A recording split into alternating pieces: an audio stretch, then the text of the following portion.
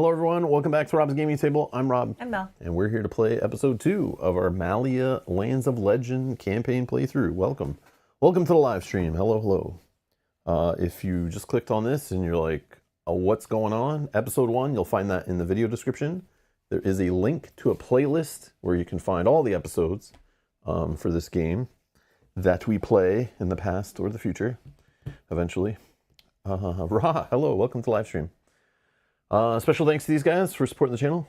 Thank you for clicking the join button down below and supporting us, allowing us to purchase games like this and play them for you on the internets. Thank you, thank you, thank you, thank you. Okay. I think we're good to continue where we left off. So last time we played the first half-ish, I'm assuming, I mean we did quite a bit in this book, of the introductory The Awakening book here. We're going to continue where we left off, which was about to show off the overworld travel phase, what's it called? I think travel phase. So this is a travel phase. We're going to show this in depth here, how this works, at least to the best to our understanding. And then we'll continue on and try to finish this booklet today. And if we're still having a good time, we will continue in the next episode, starting the technically first book of the full campaign. You know, training wheels off, we'll see. But we'll probably still apply some of the easy mode stuff since we are playing 2 characters only, and from what we were told, you know, 3 is the sweet spot. So we'll probably still play with some of this stuff on, or the explorer mode or whatever. But yeah, we'll just figure it out. We'll just have some fun, kind of go along the adventure, see how it goes, kind of tweak it as we go. And then yeah, last time, I just want to read, there's something at the end here all in bold, so I think this was kind of like important here. It says, Nalik's voice echoes in your head. You must go directly to the Titan Step, which I'm assuming is the giant footprint in the ground that they made us put on the map here. And then it says, you must go to the Titan Step and find the Temple of Atharos before nightfall. Make haste. Malhya's balance depends on it. Go to 52. Okay. 52. This Tiny Viking says, hello, first time making it live. I've watched so many Rob rants. Go to hell. I mean, and Mel paints it offline. It's fun to be here live. Oh, awesome. Thank you so much for watching. I appreciate it. Thank you, thank you. Hello, hello. Welcome to the stream. All right. Okay, 52. It's asking us if we hold basically, I think it's a story token or scenario token or something those are called. Number 1, we don't have it, so we're not doing that, and we're discarding it, but we don't have it. So then we're going to apply the rules for setting up the travel phase. So it's saying, make the event card deck with cards A, B, C, and D. What's this deck here? B, C. Raw, thank you so much for clicking the join button down below. Thank you, Rob, for being a producer again. Much appreciated. Thank you for the support. Thank you. We appreciate it. Oh, Yogi says the game went up 15 rankings. Uh-oh. Oh, wow. Uh-oh. Did it? Oh, we got it. Oh, we got to check. Do that. Oh, man. Thanks, Yogi. We know why Yogi shows up now. He just wants to see the update on the BGG ranking that we usually do when we're playing a campaign, if I remember. And I only usually do it for games that are newer, and I forgot about this one. Whoops. Thank you, Yogi, for reminding me. My bad. I didn't mean to forget it. So something fun we do is we play through some of these games that come out recently, like, you know, within the last few months or year or whatever. We just see how the kind of the game does on the BGG rankings overall, just for fun. I mean, these numbers mean nothing. But yeah, I don't know where it was at the first episode. I don't remember. Nobody needs to track it in the comments down below. It's just a fun thing that when somebody's watching this later in the future, sometimes people will comment down below like 2-3 years in the future. It's super funny. And it'll be like, hey, watching this, you know, 4 years later, the game is currently this on BGG, and it was this in your video, just for fun. But Yogi's saying is 63.55. Oh, so it's exactly 15 rankings. Yeah. Okay, wow. And then now it's 63.40, 6,340 ranked overall. Yogi thinks it's all the people that left the game and shrink until you taught them how to play it. We're not done teaching yet, though. We're not done showing how it works. We haven't even touched the travel phase yet, or stealth, which are 2 things that drew me to the game when I was backing it on crowdfunding. So yeah, we'll see if they still hold up, and we'll see where it goes with them. But yeah, that's funny. Thanks, Yogi. No, it probably only went up 15 spots because there's other 15 games that people are just bored of and have gotten old and dusty and no one cares about, and they're falling down on the list. So by default, this went up. That's all. I don't think it's the other way around. Just kidding. Okay, so what was it? A, B, C, D. A, B, C, D. So these events I'll just put to the side for now, I guess. And I'm assuming I shuffle this little deck up. I don't think I actually put it in the order of A, B, C, D, but we'll shuffle it up because that's how it's supposed to work. It's supposed to be like random events. Kind of little random seed events to spice it up as we're going through. Okay, so the deck is created. Okay, place the group token on this hexagon of the region board. So we need to place it on hexagon 11, which is right there. Then we need to place scenario card 70, which we've already done. That's this card 70. Put it on number 4, which we did, which is right beside it. So we're only needing to travel one space, it looks like. Place the weather token on the good weather side. Okay, so there's this weather token. How this works is quite simple. As most games or stories, lore, movies, all that kind of stuff, it's easier to travel in the daytime.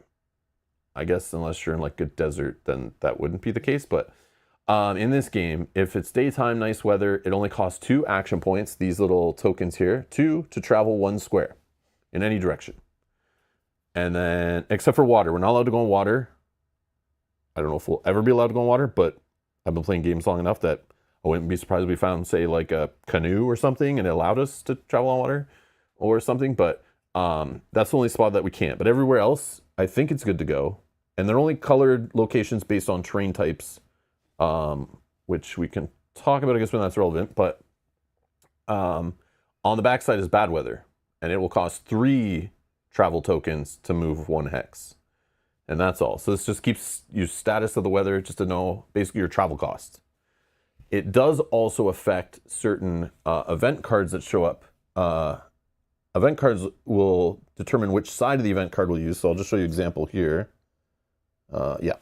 So another multi-use kind of random seeding card generating thing. Good weather, I would flip it this way, and I would tuck this little number under another card to kind of give me an entry in the event book.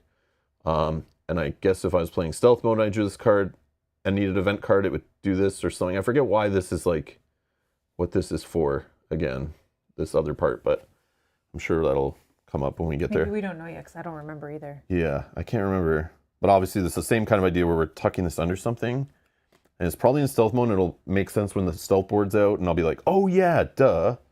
But for now, whatever. Just know that we're basically, the weather will determine which side that card randomly will be on. And for example, it will hook under this one. This is like the resting card when we choose to rest. It would slide underneath here and kind of attach a number here, so we'd know it's like entry 00 something something in the event book.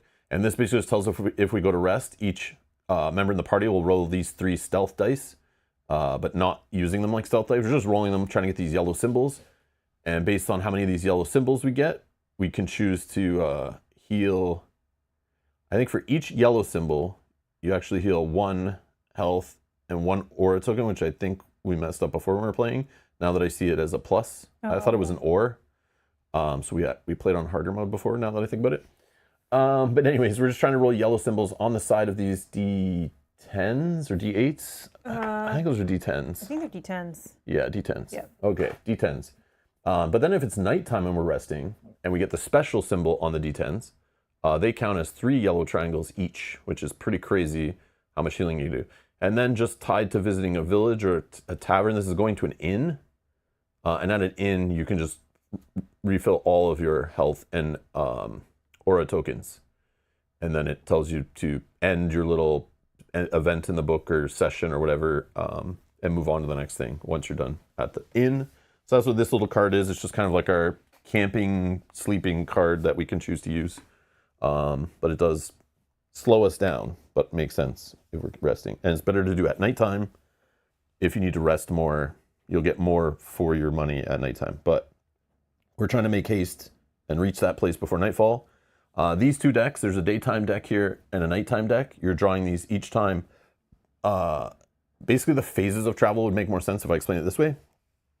There are 1, 2, 3, 4, 5, 6 spots here on this day-night board, this little track, and the first step is to draw one of these cards depending on if you're on a day or night. So if we were on day, I don't know if we shuffled these, Not yet. but we can just start and do our first step of this and kind of walk through it and explain it as we do it. So let's just draw one of these cards off the day deck. Because we're on a day slot, we're going from left to right. We draw our first card, and we look at this card, and it is asking on the art side, so there's two halves to this card. On the art side, if we're on a forest, we're going to tuck this card under this travel board over here, and then we'll kind of seed it with a 3, and then we will draw an event card and slide it underneath. And then we will resolve an event. When we're done said event, if there's an event to resolve, we then open up to an optional kind of third phase of travel where we can gather resources if we want at a cost. We could choose to rest, and that would use up our next day slot, like rest at that camp I just talked about. We could also craft, and there is one other thing I think. Move. Oh, moving. Yes, we can move. I think it's 4 things that are like optional to do at that time. And yeah. So that's what we would do. Or if we weren't on forests, and right now we are on forests, based on where we are, it's a green little hex there. If we weren't on forest, we would flip it the other way and tuck it underneath. It would first, from left to right, tell us to flip to bad weather if you're not already flipped to bad weather. That would suck. And then it asks here if you're on plains, terrain type, you would get a travel token. And if you're on swamp, you would get a travel token. So you kind of like, basically it's going to throw a travel token at you or an event in this case. There are some that allow you to optionally visit the village. And I can show that stuff now. So the village is on the back of this little wheel here. And the village is just a quick and dirty, go through these 4 steps. So step 1 is this half. You basically, I think, draw some items. I've never done this yet, I don't think. Did we do this? I don't think we did. So you'll draw some common items, you'll draw some common weapons, and then kind of purchase them for gold. Then you can also, all this like together if you want, in any order I think, you then can sell weapons or items for half their gold. And you can also sell plants or materials for gold. And then step 2 is once you get all your gold and you're done shopping, you then, as a group, can spend 2 money. And then each person in the party, just for 2 money as a group total, each player, hero, can restore 2 health and 1 aura. And then you have the option if you want, each member of the party, and you can do this separately, each of you can do it, one of you can do it, none of you can do it, whatever. For each person who wants to spend the gold can visit that inn that I showed you on the back of that card, where you can just restore everything. And all these steps are optional. You don't have to do any of them. You can skip them all, do some of them, but they do have to be done in order. And then when you're done, just put this thing away and move on to the next step. And then when I talk about gathering resources, that's on this side of the wheel, which is kind of clever. So you have to spend 1 travel token. You get to collect resources based on the terrain type you're on. So if we were on, I don't know, whatever, desert, we'd have to like spin the wheel until we found desert. Oh, let's say swamp, just because I don't want to keep spinning. So this is swamp. And then based on swamp, we'll rip some cards off of that action deck. And based on symbols on the bottom right of the card, it will kind of give us random seeds to determine how we spend these gems on basically resources. So if I just drew that blue, I can choose to either take a yellow cube and store it on one of our boards for hide, or I can spend it on a red plant. And you would get the amount of action cards drawn equals 2 times the person in the party with the highest knowledge. Oh, that's a reason to increase the knowledge. Yeah. Oh, and you did. Oh, but we're both. Yeah, we're both at 2 knowledge, so we just say one of us does it, and that would be 4 action cards we draw, which give us 4 gems randomly, and then we can choose to spend the gems as we want to gather materials, which we then can use for crafting. And there is our simple craft table. Nice, simple, easy materials and crafting. We can craft potions. We just need to discard this kind of stuff. We can craft those keys for lockpicking. And we can also craft those arrows, all that I talked about last episode. That's just how you craft them. And you can craft as much as you want in that little travel phase window thing, and gather stuff and whatever. And then when you're done, you're back around to draw your next card and continue on until you want to move and go to somewhere that has a number like this. This would go to an event book chapter. This will go to a scenario book chapter based on the color and the shape of that symbol. But until then, we could just travel around and wander around, do whatever we want. But in this, they're kind of telling us, get here by nightfall. So we have four little phases, or 4 rounds of the travel phase to go through before, I'm assuming, we'll be punished. But I don't know, maybe not that bad in this one, but there you go. So that's a travel phase. We're going to go through it. So we got our first card. We are on forest, so we're going to rip this, put that underneath there, tuck it under good, and then we're going to draw our first event card, and we're going to slide this under based on being good weather. So we're going to 3-3, and I'm going to pray that it's not the random event we ran into when we played one time. Let's see. 3-3. So I'm going to go to the giant event book. Please don't be bad. Please don't be bad. And unfortunately, I have to flip past all the independent missions every time I go to use this book, which is annoying. Those should be at the back of the book. And I'm going to find event entries here, 3-3. And that's somewhere here in the first few. Oh, I passed it. Okay, it's nice weather, and you're calmly making your way through the forest. Then a strong smell suddenly hits you. You can't quite identify it. If we were on dusk, like the 4th spot, we would go here. Otherwise, we're going to roll a die and apply the results. And I think this is where we got in trouble last time. I don't know if it was this entry, but this is what happened was last time we rolled, and it was like, we're going to die. We'll find out, though. Blank. Blank is go to 12. It's probably bad, right? I don't know. Like blanks. No, you think the worst would be the bottom, right? Like it. But that's more rare. So it's probably good. Right. I don't know. I don't know. I don't know how this game works. I don't know, but I So think it's not bad. I'm going to chapter 12 in this book. I'm going to hope for the best. Hope we don't die on stream here. Let's see. It's an attractive scent, and it's getting stronger and stronger. You go closer and find a patch of mushrooms. Okay, that sounds not bad. If one of the heroes is an uprisen or has at least 2 Malhya talents. No, so how do you know if you're uprisen? Well, I'm an ancient. You're a Yoktal. Oh, I see. I'm assuming an uprisen is another race in the game. Okay. Immediately go to 85. No, we don't have that. Otherwise, you start to devour the mushrooms. Please don't be poisoned. Like a sulk guzzling pints of birch. While you are busy gobbling up mushrooms, you don't notice the green orcs approaching from behind. Oh my god. Oh no. As soon as you start to react, you realize that you can't fight back due to the potent effects of the Vicrane.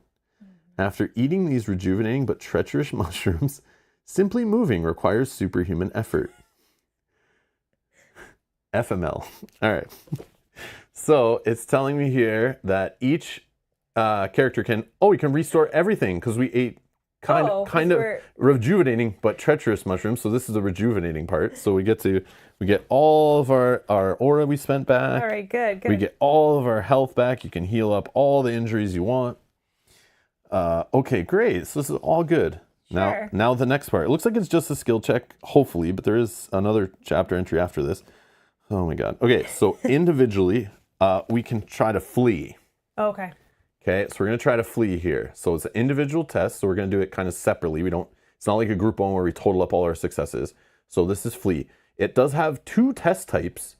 So Mel, look at these symbols. Yep. Yeah, if you have any of these symbols, they will help you get extra dice on top of your perception stat. It is a difficult test in brackets, though. I'm not sure. It says, for each special side of the difficulty die, add 2 hands. Wow. If the heroes at least 2 warrior talents, thank God. we don't. Mel has 2 rogue. I have 1 ranger. That would add an extra red hand, but that's a good thing. That's a good thing. But we don't have that.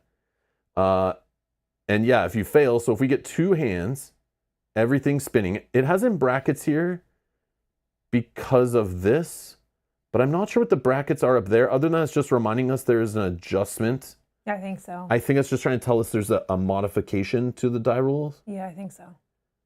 But yeah, it says everything is spinning. So if we fail, you'll have to roll a stealth die, and if you roll that 1 out of 10 side.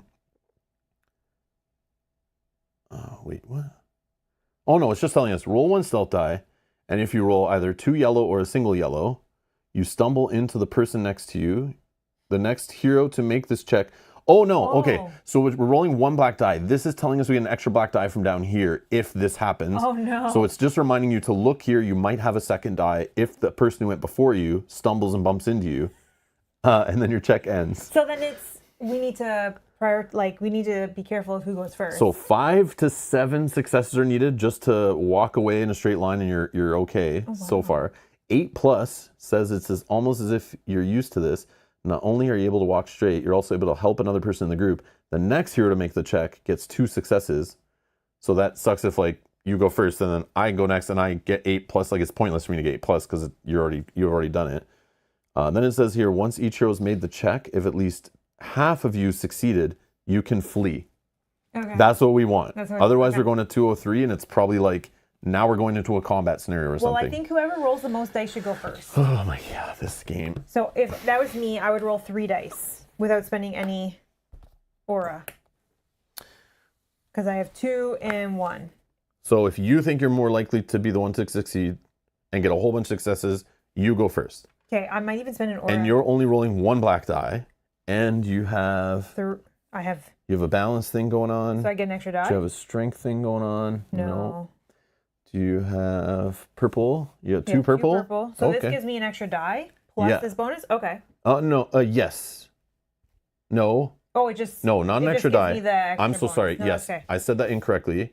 It just allows you to get all the bonuses like these are activated. Okay. So you're only rolling 2 white dice. But I might unless you spend an aura, which I was about to say, to temporarily increase your purple for this check, which will allow you to roll 3 dice. Yeah. Okay, I think I'll do that. Yeah. And I'll go first. Okay. 1, 2, 3. And 1 black. 1 black. But remember, if you roll that 1 special symbol on the black die, it's 2 red hands and you'll instantly fail. Yep. We're going to hope that that's not the case. Yep. Oh my god, it is. And you got the special symbol. Oh. Good job, Mel. So that's 0 successes. I don't think these count when you fail, but we just go to that entry anyway. So you're going to roll a stealth die. So hopefully you don't stumble into me. But if you roll 1 yellow or 2 yellows on this die, so if you get a blank or the special symbol, we're good. Blank. You got a blank. Okay. Okay. I didn't bang in. Got a blank. All right, perfect. So now it's my turn. I don't get an extra black die, which is nice. Sorry. That And then did not go well. I'm rolling 2, but I think I'm going to try the aura to get an extra one, just like you did. And here we go. This game really doesn't want us to flee. Okay, so I got 2 successes. I will continue to roll because there's nothing until I get at least 5. Okay. Yeah, I just need to get 5, and then I'll stop if I can get there. 2 more. Okay, so 4. Okay, it's looking good so far. As long as I don't get that special symbol, there's no way I can roll more than 2 red hands other than that. So I just need 1 success here. Hopefully those dice work out for me. You good. got it. You I got another 1 red. 1, 2, 3. So I'm up to 7. And 1. I think you. I don't need to get to 8. We don't get Yeah, 8 doesn't help because you've already gone. So I'll just stop there. So I succeeded. So that means half of us at least succeeded. We'll go to 109. Oh, Rob should have went first. Dang. Oh, we didn't know I though. didn't know I was going to roll bad. Yeah, that's not usually how it works. 109. Where am I looking here? This book is huge. 109 is the heroes with 0 life points can heal once. Discard. Am I reading the right thing? Mm-hmm. Yeah, if at least half you succeed, you can flee. If so, go to 109, and it's this shape. The heroes with 0 life point can heal once. Discard any possible scenario tokens. Discard all possible crystals. We don't have any of that stuff.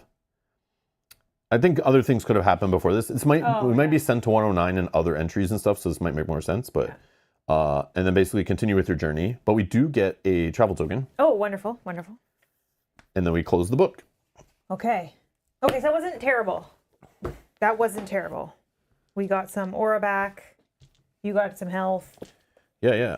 Well, then I spent one aura. You spent an Same. aura, but I got one back basically, and got one heal Okay. out of all that. And we got a travel token though, so that's a good thing. So now we can optionally craft and do all of that if we Yeah. want. We only have one. I say we continue on. We gotta be careful We gotta be because careful, yeah. we want to be able to travel before we go on to this. And remember, it could flip to bad weather randomly, and then we'll need 3 of those tokens. So if we spend that one right now, it's kind of risky. Yeah. I don't know if you're always guaranteed a travel token. I doubt it, but I'm not sure. So maybe we see what this event is. Yes. Yes, okay. Where this card is. Maybe this one gives us 2, and then we'll feel like, oh, we're rolling, like we can spend one. Because then we can craft and move. But I don't even know if these ever give you 2. Okay, so we're not on plains. No. So we're going to flip. We are not in mountains, and we're not in swamp. This gives us nothing. Wow. Wow, that was bad luck. Yeah. Okay. So that kind of tells me, like, maybe we shouldn't dilly-dally. We're definitely not going to rest. We don't need to. No. But, like, we'd have to spend one of these I don't think we do it yet. collect. Same Okay. reason. Yep, continue on. I wanted to show the harvesting, but, I mean, it's kind of straightforward. Okay, so we are on forest. So we're going to get another event. Oh, my God. And it would have flipped to bad weather if we weren't on a forest, but it would have gave us a token guaranteed. And if we're on swamp, this one actually would give you 2. So maybe there's one for forest that could give us 2. Oh. Maybe. If that's a thing. I don't know. Okay, Right, so tuck that under. Yep, another event.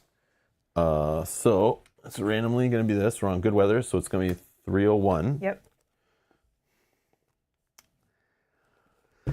Okay.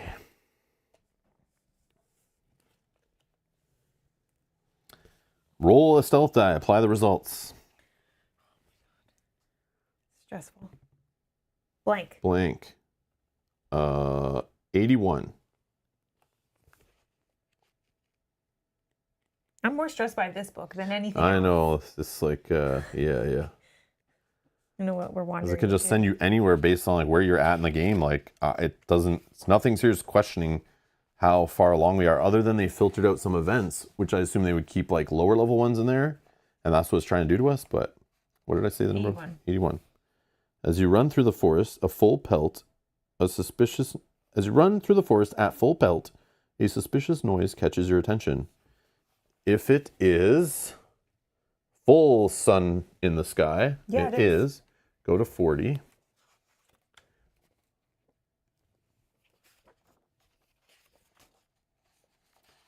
Before you can work out what it is, an arrow whistles past your ear. Randomize the turn order of this check.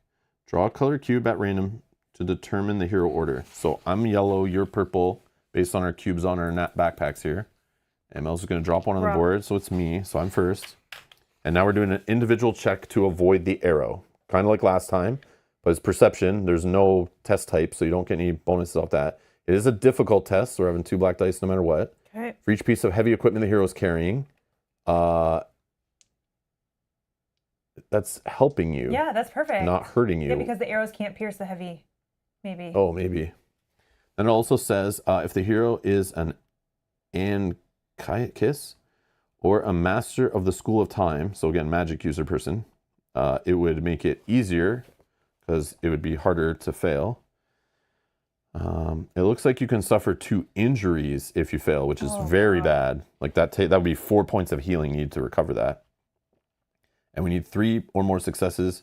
The arrow narrowly misses you. Add an additional success to obtain per hero who has made the check so far. Oh, so it makes it harder. It makes it harder for you. That's fine. If I pass. Okay. So I have... It is purple, so I'm starting with 2, rolling 2 black dice. I could spend an aura. I don't want 2 injuries. I'm spending an aura. I'm respecting this test. I don't have any heavy equipment, so that's not going to help me on the little helmet symbol. So I got 1 red hand, 2 successes. Damn.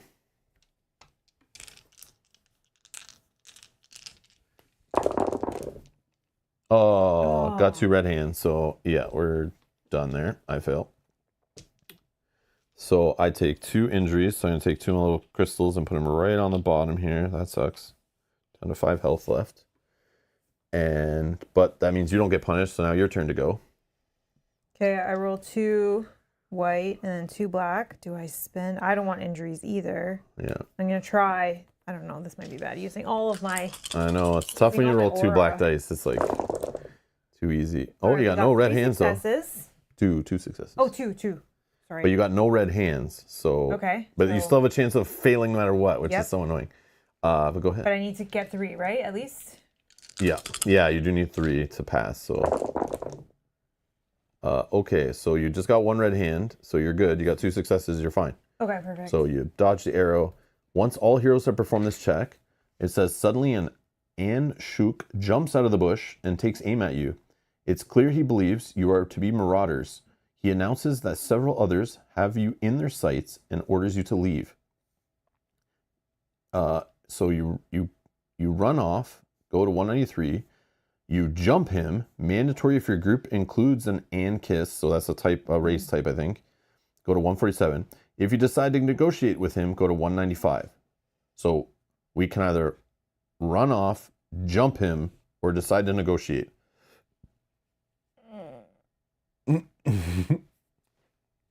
I don't know what to say. Flee? I was thinking flee as well. I don't want to fight. Flee says raw. I want to flee. I don't want to fight it. If you so you run off, we're going to 193. Yeah, I don't trust myself. Okay. Of course, it's like another. You can't just. Oh, we can't just run. You can't just flee easy. It's like now we got to go another skill check, but we could gain a travel token based on how many successes you get. Oh, it's a group one. You can only ever have up to 3. Okay. But roll once for the entire group. Yeah. Okay. Okay. So it says you need to stop shilly-shallying around here. You sprint off like, our book officially fell apart. Oh no. Yeah. I read online that this book falls apart on everybody, and I was like, man, I'm trying to be gentle with it. Oh, day 1. But yeah, this literally, oh no, that's the other book. Okay. Oh, okay. Whoa, I picked up 2 books. We're good. We're still good. The book did not fall apart, but I'm just waiting for pages to fall out. All right. It says, heading in somewhat random but general opposite direction. So roll once for the group. So we are going to, you're rolling, okay. So you're rolling white die, and it looks like if you have scenario token 1, you'd get an extra, but we don't have. And then on the black dice side, if you had scenario token 2 or whatever, you'd roll an extra black. For each special side of the difficult die, one of you falls. So you would drop a potion. You have to get rid of a potion you're holding if you roll that skull symbol. If one of the group has a flying familiar, we don't. That would be like a character's special, but I saw them on the other boards. You would be able to re-roll a white die if you rolled the helmet symbol. Okay. So, yeah, we're just rolling 1 white and 1 black. That's all I see, right? Yep. Okay, go ahead. And we just roll 1 time? I think so. And it says if you roll red hand, you're going to 86. And for every success you roll, you're gaining a travel token. So as soon as if a red hand shows up, we fail. And that's what we're doing. But if we roll green, we gain a travel token. We can keep pushing and trying to get more travel tokens. But we can only ever get 3, and we already have 1. So. Well, let's see what the first roll says. Yep. Oh, I had a die in there, but... Yeah, I saw the other one. So we have 1 success. And no red hands. Do we just stop at 1 with 1 travel token? Yes. So gain a travel token. I'm afraid. Then it says discard any possible scenario tokens, which we have no scenario tokens. Okay. Then it says continue your journey, so we close the book. Okay. It's ready now. So now we don't have enough to craft and move, but we have enough to move. Should we just move? Like, I know we wanted the chance it could flip us. I know. It could flip us to bad weather here, but it might also give us a token. But if we spend a token now to harvest materials, then we're still shy 1 token to move. And then it flips it to bad weather, gives us a token. We can't travel. We're going to night. And then we could be in trouble because it told us to get there. It told us to do it by nightfall, and I don't. This game scares me. Yeah, exactly. I think we travel. Like, I would love to craft and get some items, but I think we travel because I don't want to travel at night. and get punished. So you want to travel right now, or you want to flip the next card just to see what happens? I don't know if the game goes to events that steal those tokens from us. Maybe. But what if it's one that doesn't? Oh, if we don't get a token, Yeah. and it flips to bad weather, we're bad. Yeah. Okay, yeah, let's just I'm travel. scared. So if it was earlier, then yes. But because we only have one more flip, I'm gonna say we travel. Yeah. Spend our 2, and we move. And then for fun, we're just gonna check the next card just because I'm curious. It would have given us. It would have given us a travel token. It would flip it to good weather no matter what. And then it give us an option for another travel token. Which we could. Or going to the village if we wanted. Oh. So we. I just wanted to see what it was, but you have to shuffle them all back anyway. So. That's my bad. Sorry, everyone. But again, we're noobs to this whole travel stuff, so we're like not sure how to approach it or how far to push the game. I never looked through the whole deck to see. The game scares me.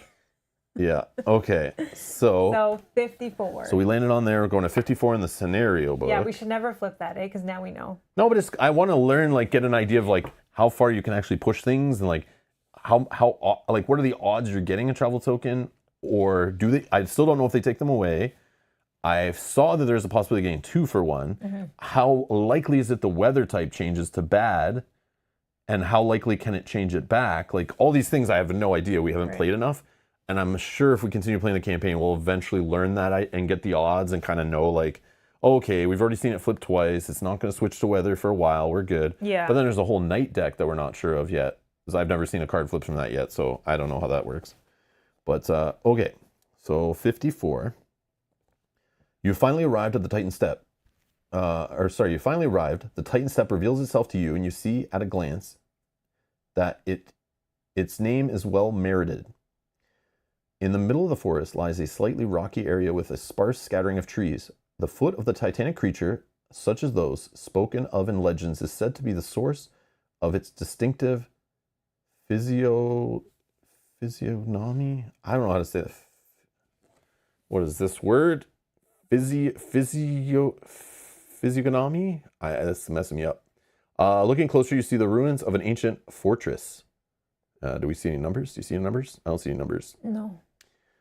If the last time card is a night card, or if you have at least one. Oh yeah, I forgot to explain this. The crystals.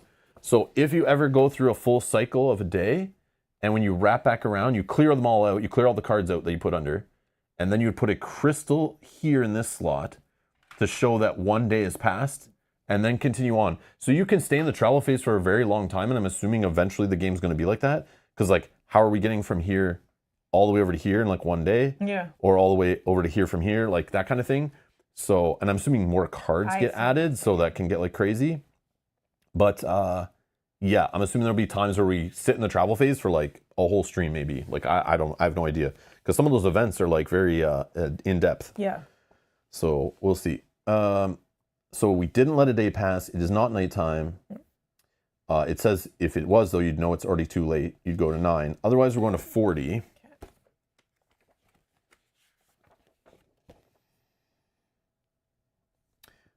You pass as close as possible to the ruins of the fortress, whose architecture suggests that it was built by the Wallen people. A long time ago, these lands were the home of an evil guild led by the infamous Atharos. Atharos stood up to all the greatest warlords of his time with one goal in mind, to bring about the reign of Zost, the god of the netherworld. He became the Avatar. Although the details of this death remain a mystery, it is said that Atharos was about to find a way to eliminate one of the Tin Cores, the great black dragons, guardians of the rifts protecting the passage between the two lands. Something clearly eludes you. You tell yourself that possessing the Crimson Cylinder of Atharos should be able to help you. That's this. Yes, that's this cylinder thing we got.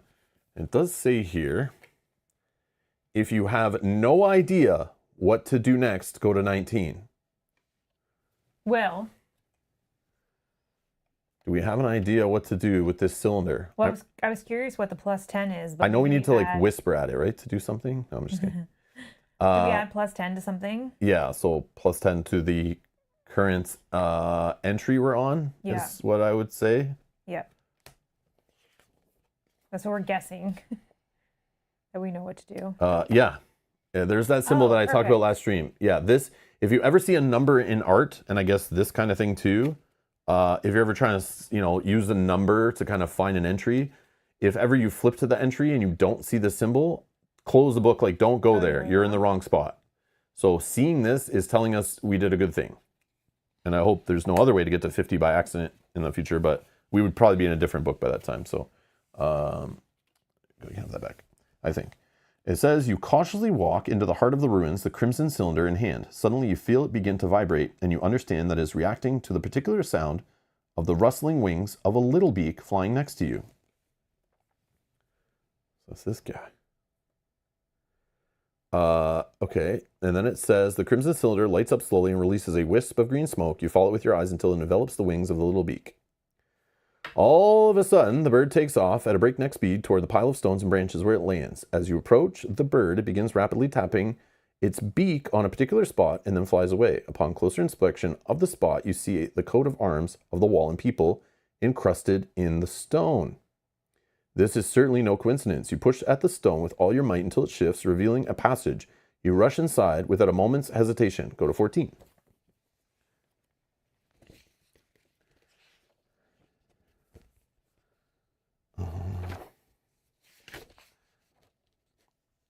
So Dominic says, the odds also depend on what type of area you're in. I really struggled to get out of a swamp one time. That makes sense. So it's easier to travel, more abundance of travel tokens on easier to travel terrain makes complete sense from a game design standpoint and a thematic standpoint. That's good. Okay, good they did that. It's not just like straight up even odds. There's like actual purpose behind it. Okay, you enter the buried dungeon of an ancient fortress, at the end of which you should find the forgotten temple of Atharos. You know that you will not be alone, but since your entrance was unnoticed, you should be able to sneak in. It says go into standard stealth mode. Yay! So they're going to put that off to the side. It says do not put that away whenever you get out of travel phase. This, though, can be cleaned up completely. It's fine. But the overall board should be left where it is, obviously, because we might need to continue traveling after we're done doing what we're doing. And then I'll just put all the other we'll reshuffle that event cards. Yeah, we'll just shuffle this to start the next travel phase. It's all good. Okay. Okay, so that was travel. And now we're going to standard stealth mode. So we need the stealth board. And this is where we can explain stealth mode.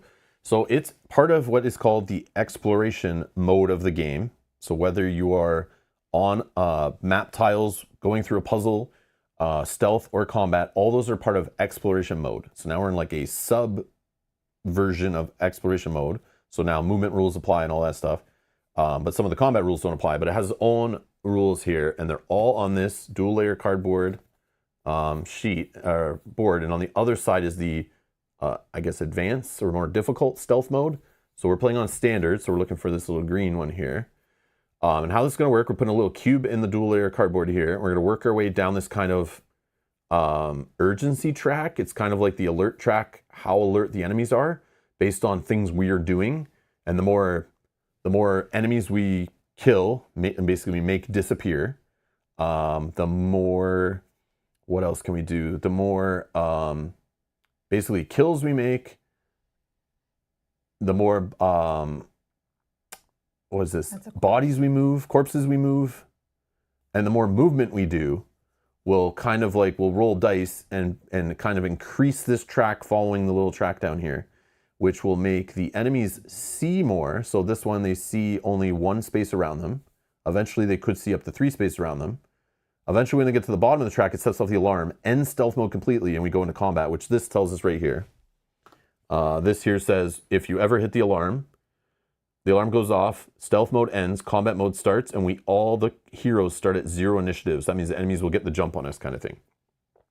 Also, as this track advances, here we will draw more action cards for the enemies to move around, look around, and like basically activate, so they become more like aggressive, trying to figure out what the hell is going on.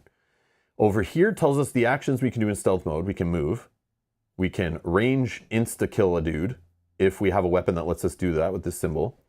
We could melee kind of stealth kill a dude, and you can even do that with like bare hands and stuff. You have to be obviously adjacent to them.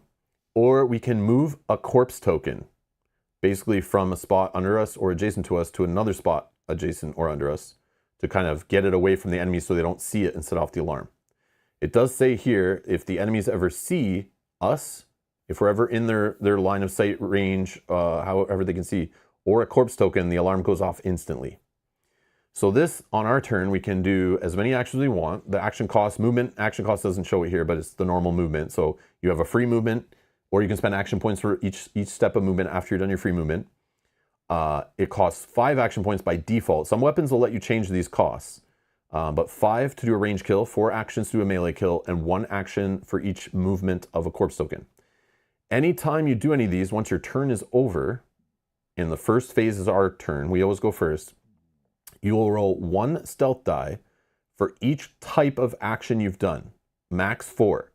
So if you moved 1,000 bajillion whatever times, you'll only ever roll 1 die. If you murdered like 2 different guys somehow with ranged attacks, doesn't matter, you still only roll 1 die. So if you moved and range killed, that's 2 dice. If you moved melee killed, then moved a corpse, that's 1, 2, 3 dice. If you like moved, melee killed, moved again, that's still only 2 dice. Because you just, as long as you've done any amount of the action, you're going to roll 1 die.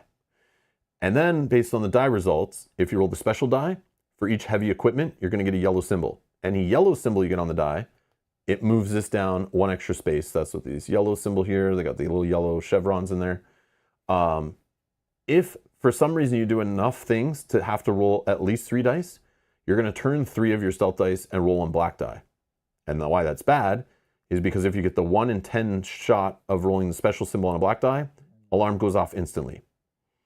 And then this says if you run out of the action deck, so every time we start stealth mode, we're going to take the action deck and shuffle all the discard back into the deck.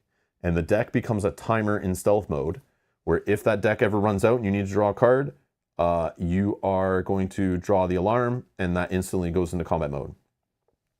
So that's how it works. So stealth this game, and this I remember the main reason I wanted to get this game originally to try this out, because it looks so cool. We play so many dungeon crawlers, and like these like map grid tactical scenarios in so many of the games we play, and none of them ever have stealth mode, I feel. No. So this looked kind of cool, mixing it in a fantasy style stealth mode, that again, you start off in stealth, and it could just bust into combat with you basically with your pants down, like, oh no, and the enemy gets a jump on you. Or if you take it serious and go careful and with a little bit of luck on your side, you can murder everybody and never go back to combat mode. And the kind of game just stays in stealth mode until it forces you back into combat mode. So technically we're in stealth mode now, and if we went into another combat after this, it would still be stealth mode until the game tells us it's combat mode or we fail as stealth, which is super neat. So it's kind of neat how stealth like is different than combat, but it's like very linked to combat, which is neat. Okay, so that is out. Now we're gonna need to kind of like a combat. It's giving us like, you know, what enemies we need, what the little setup is from the exploration book. And yeah, we're gonna set it up just like a combat, but I just want to read first here. Thank you, Beth. Member for 21 months. Thank you so much. I missed the session 0 symbol glyphics course. Yeah, I'm still working on it. We're still learning. Yeah, for the last like 2 weeks, we've been playing around with this game, trying to learn this game, reading BGG rules, FAQs. There is the designers, a good segue for that. They have made, after the fact, after people got their hands on this game, a lot of people complained that this game is really hard to learn. There is way too many symbols in the game. There is like, how many pages in the rulebook is it? I can show you that actually really quickly here. There is... I think it starts on page like 70. 70? Yeah, if you go to 70 of the 84-page rulebook, if I can get it here. Here's where the icon glossary starts. Yeah, on page 70 of the 84-page rulebook. And this is a wide rulebook, kind of like a Awakened Realms style rulebook, where it's the size of the box pretty much, or the width of the box. And it's organized into sections. It just doesn't explain each token other than like a quick line, which it doesn't give you the whole rules for a token, or a symbol, an icon, I should say. So here is the general life points, aura damage, and gems. And this is mentioned in the table of contents. If you're looking for, you just need to know the category of what you're looking for. Are you like confused about action points, initiative, and movement? What do those do on a card? Or heroes and their upgrades? Or characteristics, abilities, talents, and schools of magic? There's all these different symbols. Dice and their sides? There's all these different symbols. Skill checks involve all these different symbols. And like again, we've been playing and learning and trying to figure out the game, and I can try to figure out what they are, and some of them I'm guessing, just because I'm kind of being lazy. I don't want to look up in the rulebook every time. But yeah, I haven't seen all the symbols in the game yet, but I'm trying to like decipher skill checks is still like as you see, I'm not smooth with it yet. But there's like, here's the cubes, here's all the travel board, travel card, exploration wheel symbols you need. I wonder if it helps me on the one where you're like laying out the market, because I've never looked that up and I'm guessing, but I'm assuming it's right. Token specific icons. We're only on page 73 so far. Card specific. Action people symbols. Objects and weapon symbols. Enemy symbols. Talent symbols. And this, again, I think it's just to save room on a card and also to help in translation costs. So they don't need to print so many different versions of cards. They just need to get the rule book translated. And that's kind of like a cost saving thing, I think, when they plan on designing it in one language and printing it in a ton of others. So it makes me really appreciate games that actually have text on cards that spend the money to translate it to other languages and stuff. Because there's extra cost to that. And it makes it a smoother time for a player can get the game to the table faster, which I appreciate. And this, they didn't do that, which really pisses me off, but I'm trying not to let it bug me too much. But yes, I just want to show that. So that's it. So 7 pages worth of symbols. Yeah, that's a lot. So yeah. And because people got pissed off that it's so hard to learn, so hard to figure things out, you'll be playing, the gameplay is not smooth because of this issue. You're constantly struggling, trying to understand things in the event book, cards that come up, especially your first few plays. I'm assuming your first dozen of hours of plays are going to be stumbling through it, that they then made a whole bunch of these guides. They made guides for the talent cards. They made guides for the heroes. They made guides for all the cards in the game. You can find it on the FAQ page. There's a link to some of this stuff.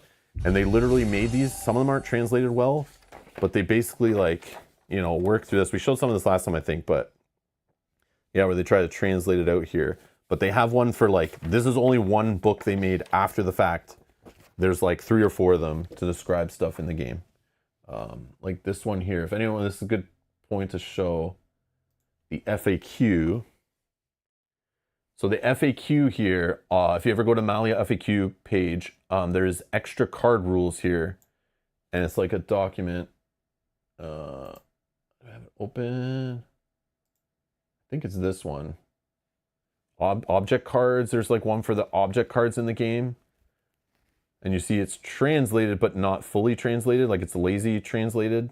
Because they make everything in French and put it on their Discord and on the Dropbox and stuff. But then I don't know if fans are translating it or someone from the company translates it. But it's very they just translate it as fast as they could to get it out. So people aren't as pissed, I guess. People who bought the game can get into playing it.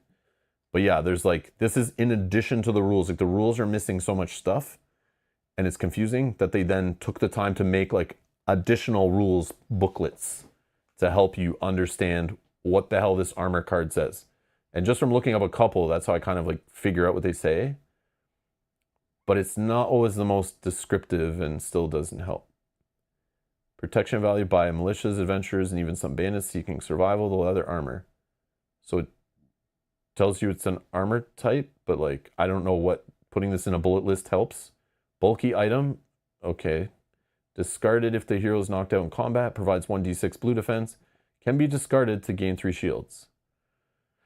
Yeah, so they just have this here describing all the cards, just for people who can't figure out the symbols by looking in the back of the rulebook and how they work. Because then again, sometimes even looking in the back of the rulebook, you still have to find the page in the rulebook that describes what those symbols actually do rules-wise. So yeah, just letting you know, it's kind of crazy. Yeah, it's quite a bit of learning before you can play this game and feel comfortable with it. I'll give you that. Oh, my graphics. Yeah. Tiny Viking, thank you so much for clicking the join button and becoming a producer. Thank you. Thank you for the support. Thank you so much. I also did see your comment before Rob was talking. Yes, I did use speed paints on this game. Oh, Army Painter speed paints. Yeah. Yep. Yeah, I wanted to play it sometime in the next couple of years after we got it. So I tell Mellows with the board games, we got all the speed paints, Army Painter speed paints. They look great. Obviously, you could not use speed paints, use regular paints, or a mix of both, and take way more time and make them look a little bit better, in my opinion, but not like enough better that I'm going to care when we're playing on the table. Yeah. So yeah. And from above, you would never know, probably. Yeah, and just compared to gray, boring beige plastic, or gray or beige plastic, it's, yeah, I'll take a speed paint slapped on, quote unquote, on a mini any day. Like, yeah. So that's sick. Thank you, Mel, again for painting. No problem. Yeah, they look great. That is for sure. Thank you. Yeah, worth the wait. Okay, so we're going in stealth mode. It says you walk down a vast, steep staircase. Each step you take is punctuated by the cracking of a golden beak skulls shattering under your weight. At the end of the very dark corridor, you see a light. It is that of an old library. Guards occupy it. It seems safest to eliminate them all to avoid the unpleasant surprises.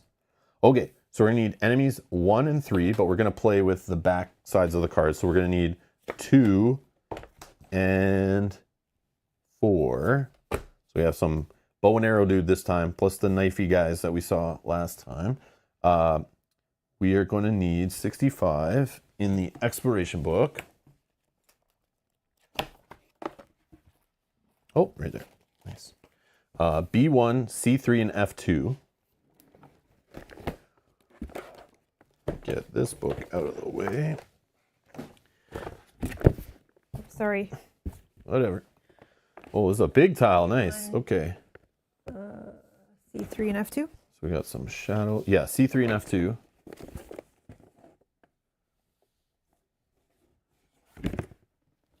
Oh. F2.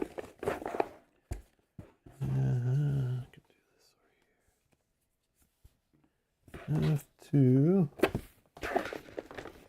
Okay. We need these. Okay, nice. Okay, so And then yellow. tell me how many enemies. We need. Oh, that's here. So we're playing 2 players, so we need. Oh, we don't even need number 3.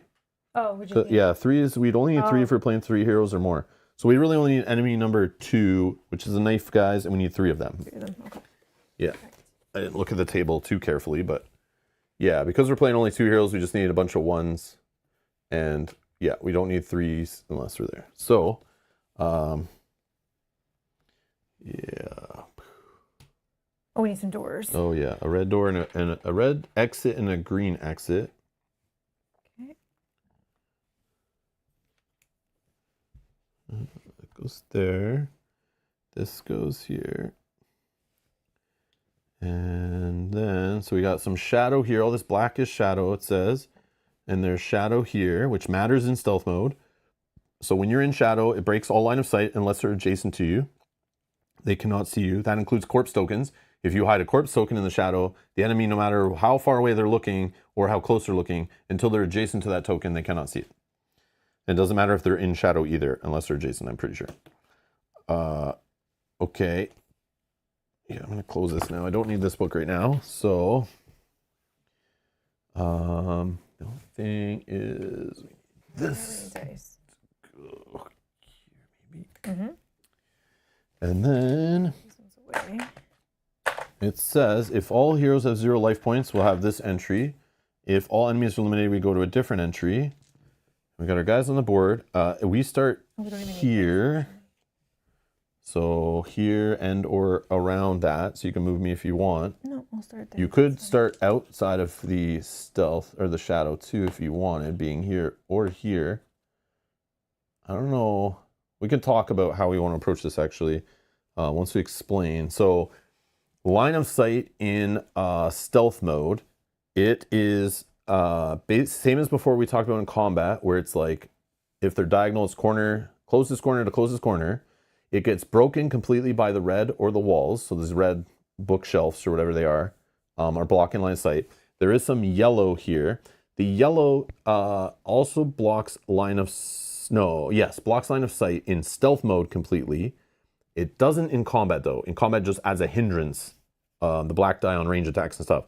But in stealth mode, the yellow dotted is like full block. Even if you touch a corner, it's blocking. And it blocks the enemy's line of sight unless they're adjacent. So you can hide a corpse like under a table or under this table. and they won't see it ever, even if they're right here looking that way, or here looking this way, but it does get blocked by the yellow unless they're adjacent to it. What else? I think that's it. There might be more that we'll figure out, but... Rob's just reminding us to shuffle that. Oh, yes. Yeah, I would do that definitely before I draw the first card. I would remember that. I did mention it already, but yeah. Trying to go by memory here for stealth mode. Based on, we did play one or two. We played one in the tutorial. We played one practice before. So we'll see. We're not the best at it, that is for sure, but we'll try to take it slow here and figure it out. Okay. So... I have an idea. Yeah. I don't know if it'll work. There's a play where you move out and shoot this guy. Okay. Because that's 2 dice for you. The problem with range... Okay, so again, I didn't mention before. I should have mentioned now, just remembering. So if you have range kill a guy, they drop a noise token and a corpse token. Noise tokens on some of these cards will draw the enemy towards them.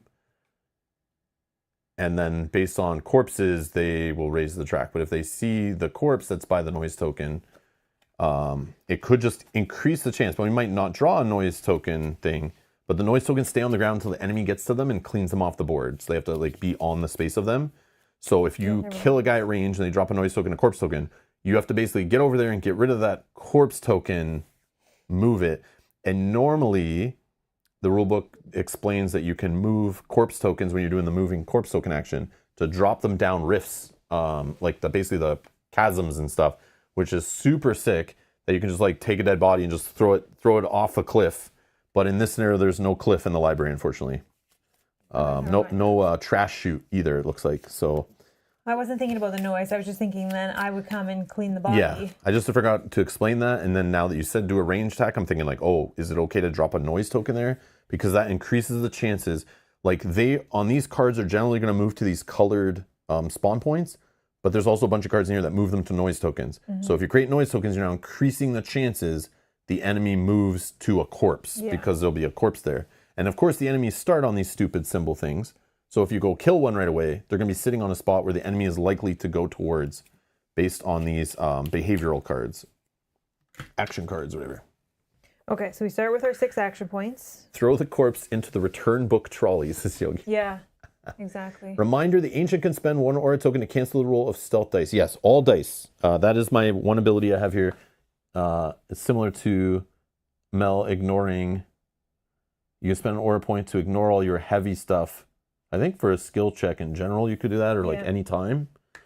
I have a way to just ignore all stealth dice rolls. So that would basically be meaning that I think that my character is better to do more actions on a turn, because then I could just say, even if that makes 3 dice, I could just, and turns into a black, I can be like, I just don't roll any anyway, so no chance of rolling the alarm. And it also slows down this track, which keeps the enemies from being so aggressive and seeing so far.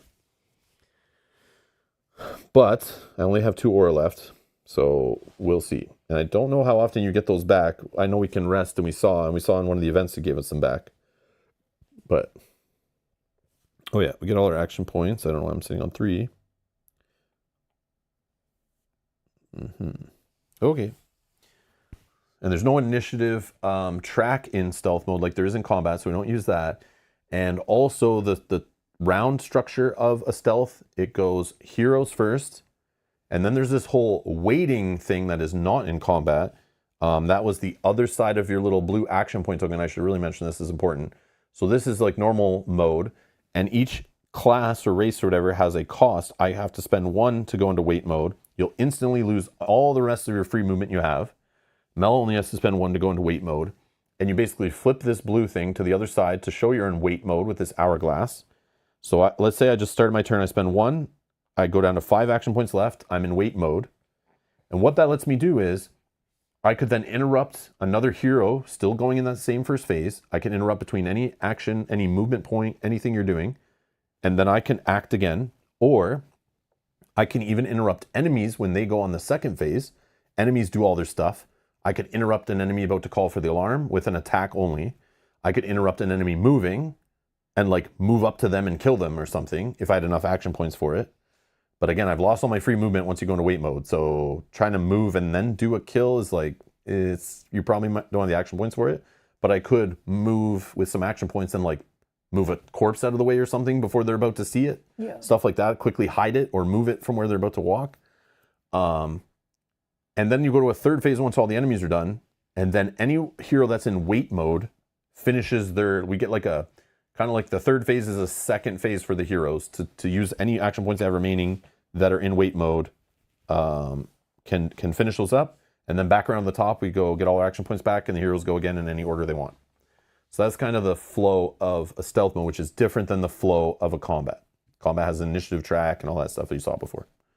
All right, go ahead or whatever we're going to do. What do you think? Well, I was actually thinking about trying to kill this guy first using this somehow. So you're thinking, I go over here, so I would use Maybe my like- free movement. It doesn't matter. My free movement will get me there, and then I'll lose it all anyway. So let's say I free moved to like here. I can see straight down here, no Well, I problem. don't know that we, as you said with the noise, I don't know that we range. We can melee him. So you want me to, so they can only see one space away, so this guy can't see here. Right. So if I were to free move, for example, you want me to 1, 2, 3, 4. That's my free move.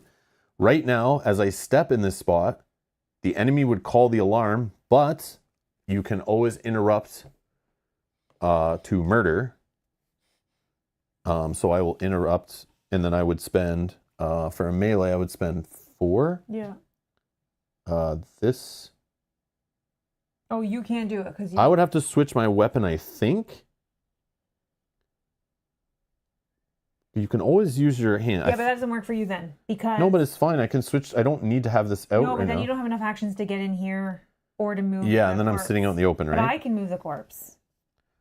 That's what I was thinking was you want me to kill that. No, I'll kill it and then maybe you come in and move the corpse. Then you don't have to spend the action. But then we're sitting here out in the No, we open? hide in here. Oh. Because I'll have enough to move in. Then you'll come in, you end here. And then you move the corpse in with us. Okay. And then we're all in here. This is all crazy talk, what You you're think? saying. I don't know. Like- I don't know. I would say something like we played before and like we just went and like murdered guys as fast as possible. This is what happened off stream and in a stealth scenario. And I was like, then we got caught like right away. Actually, in both the stealth scenarios, we went murder crazy. Yeah, that's something When we were practicing and we're like, let's see how this goes. And both times we got caught like basically on the first action, they just like drew cards and boom, they got us. But I don't know if it's because of the noise token thing. And that's why I'm afraid of the noise token. I Yeah. can't remember if we did noise tokens. One time we did. But in this one, instead of doing like going action crazy, like if we split the load between the parties, what I was thinking after what we did last time is like, instead of just going and killing a guy, maybe one person kills a guy and moves back into the shadow or something, or goes and hides or whatever. And then the other person, like you said, you were just about to say here, the other person goes in and cleans up the body and goes and hides. Yeah. And we kind of do it That's slow and steady instead Yeah. of trying to just murder fast. Because then this, based on the second action, the second round, potentially where they are, we might then be able to kill both. Right? As Yeah, long as maybe. we kill one and survive, Maybe. potentially it'll depend on where they are and our movement. Yeah. But especially with Rob with range, if there's one closer, I go get the closer one, you get the range one. At that point, noise doesn't matter. Ah, yes. Okay. So I like think this. I think we try this because using there's this. You one want to do it little- here still? Yeah, I do. You don't want to use this beautiful shadow where we've spawned in? No, because it's Why not? It's the same as this, but we have way more to move around in. Whoops. I'm excited. I don't know what we're doing here, but it's fine.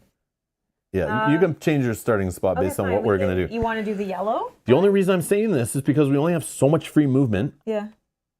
and you want to get to these guys. I don't want to waste all my movement here, and then I know it only takes a couple movements to go in here, but here's also the thing.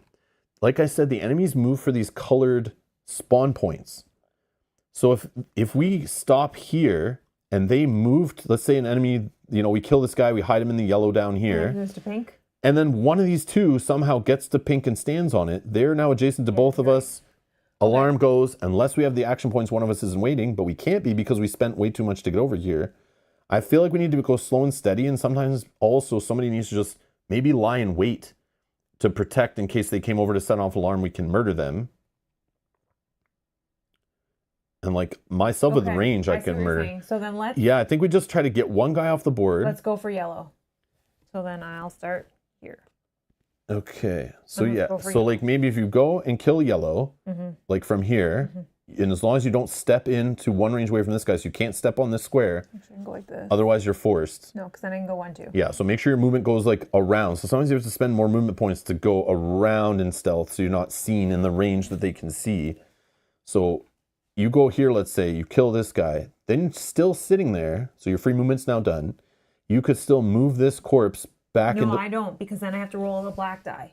Oh, that's right. So then you come back. Sorry, you're right. We were trying to split the load. Yeah. So from here, you could move Then I'm back in somewhere here Yeah. to be out of line of sight, and you're in the shadow. Yeah. And then I would then move up, move the corpse token into the shadow, and then move it back into the shadow. Okay, let's do that. And then we hide like chickens up in the corner here or something. Okay, let's try. I'll go first. We're stealth noobs. Keep this in mind. We're like, don't know what the hell we're doing in this mode. I'm still figuring it out. Well, it's random a little bit, right? So very, but again, I don't know. Like, I just know based on the like tutorial and the practice we did before, but I still don't feel confident with like winning a stealth mode. I feel like the mechanics I kind of have down, but just so you're not watching, like, don't watch to be like, this is how to play stealth mode. Like, this is how to play the rules of stealth mode, but strategy wise, I don't know. yeah, we'll get that as we play. I don't feel confident, I'll be honest. But we're learning. We'll figure it out. So I use 2 of my free move. I lose all the rest of my free move once I become adjacent to him. That's fine. Yep. I'm going to spend 4 actions to do a melee kill. 1, 2, 3, 4. So you murder this guy who's gone off the board. Yep. And now we need a corpse token, which is on the other side of the noise tokens in the bottom left. Oh, I see. So this is a corpse token.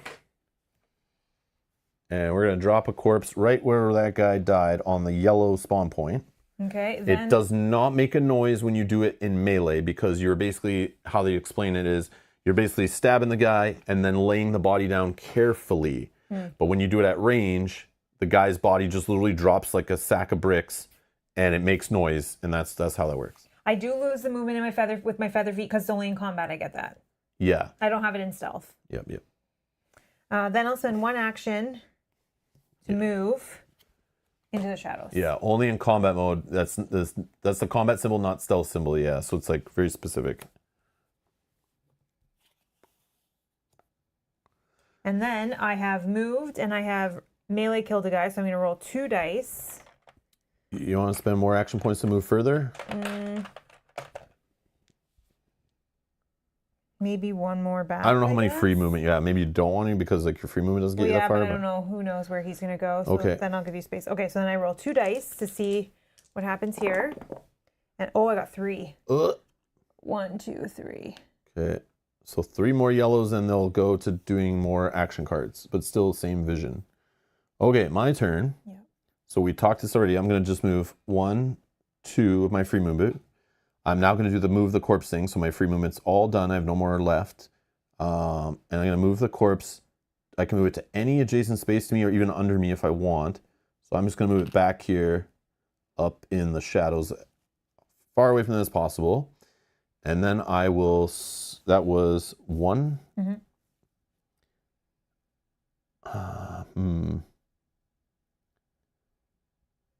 You don't have to wait beside me if you want to use action points to move like somewhere different.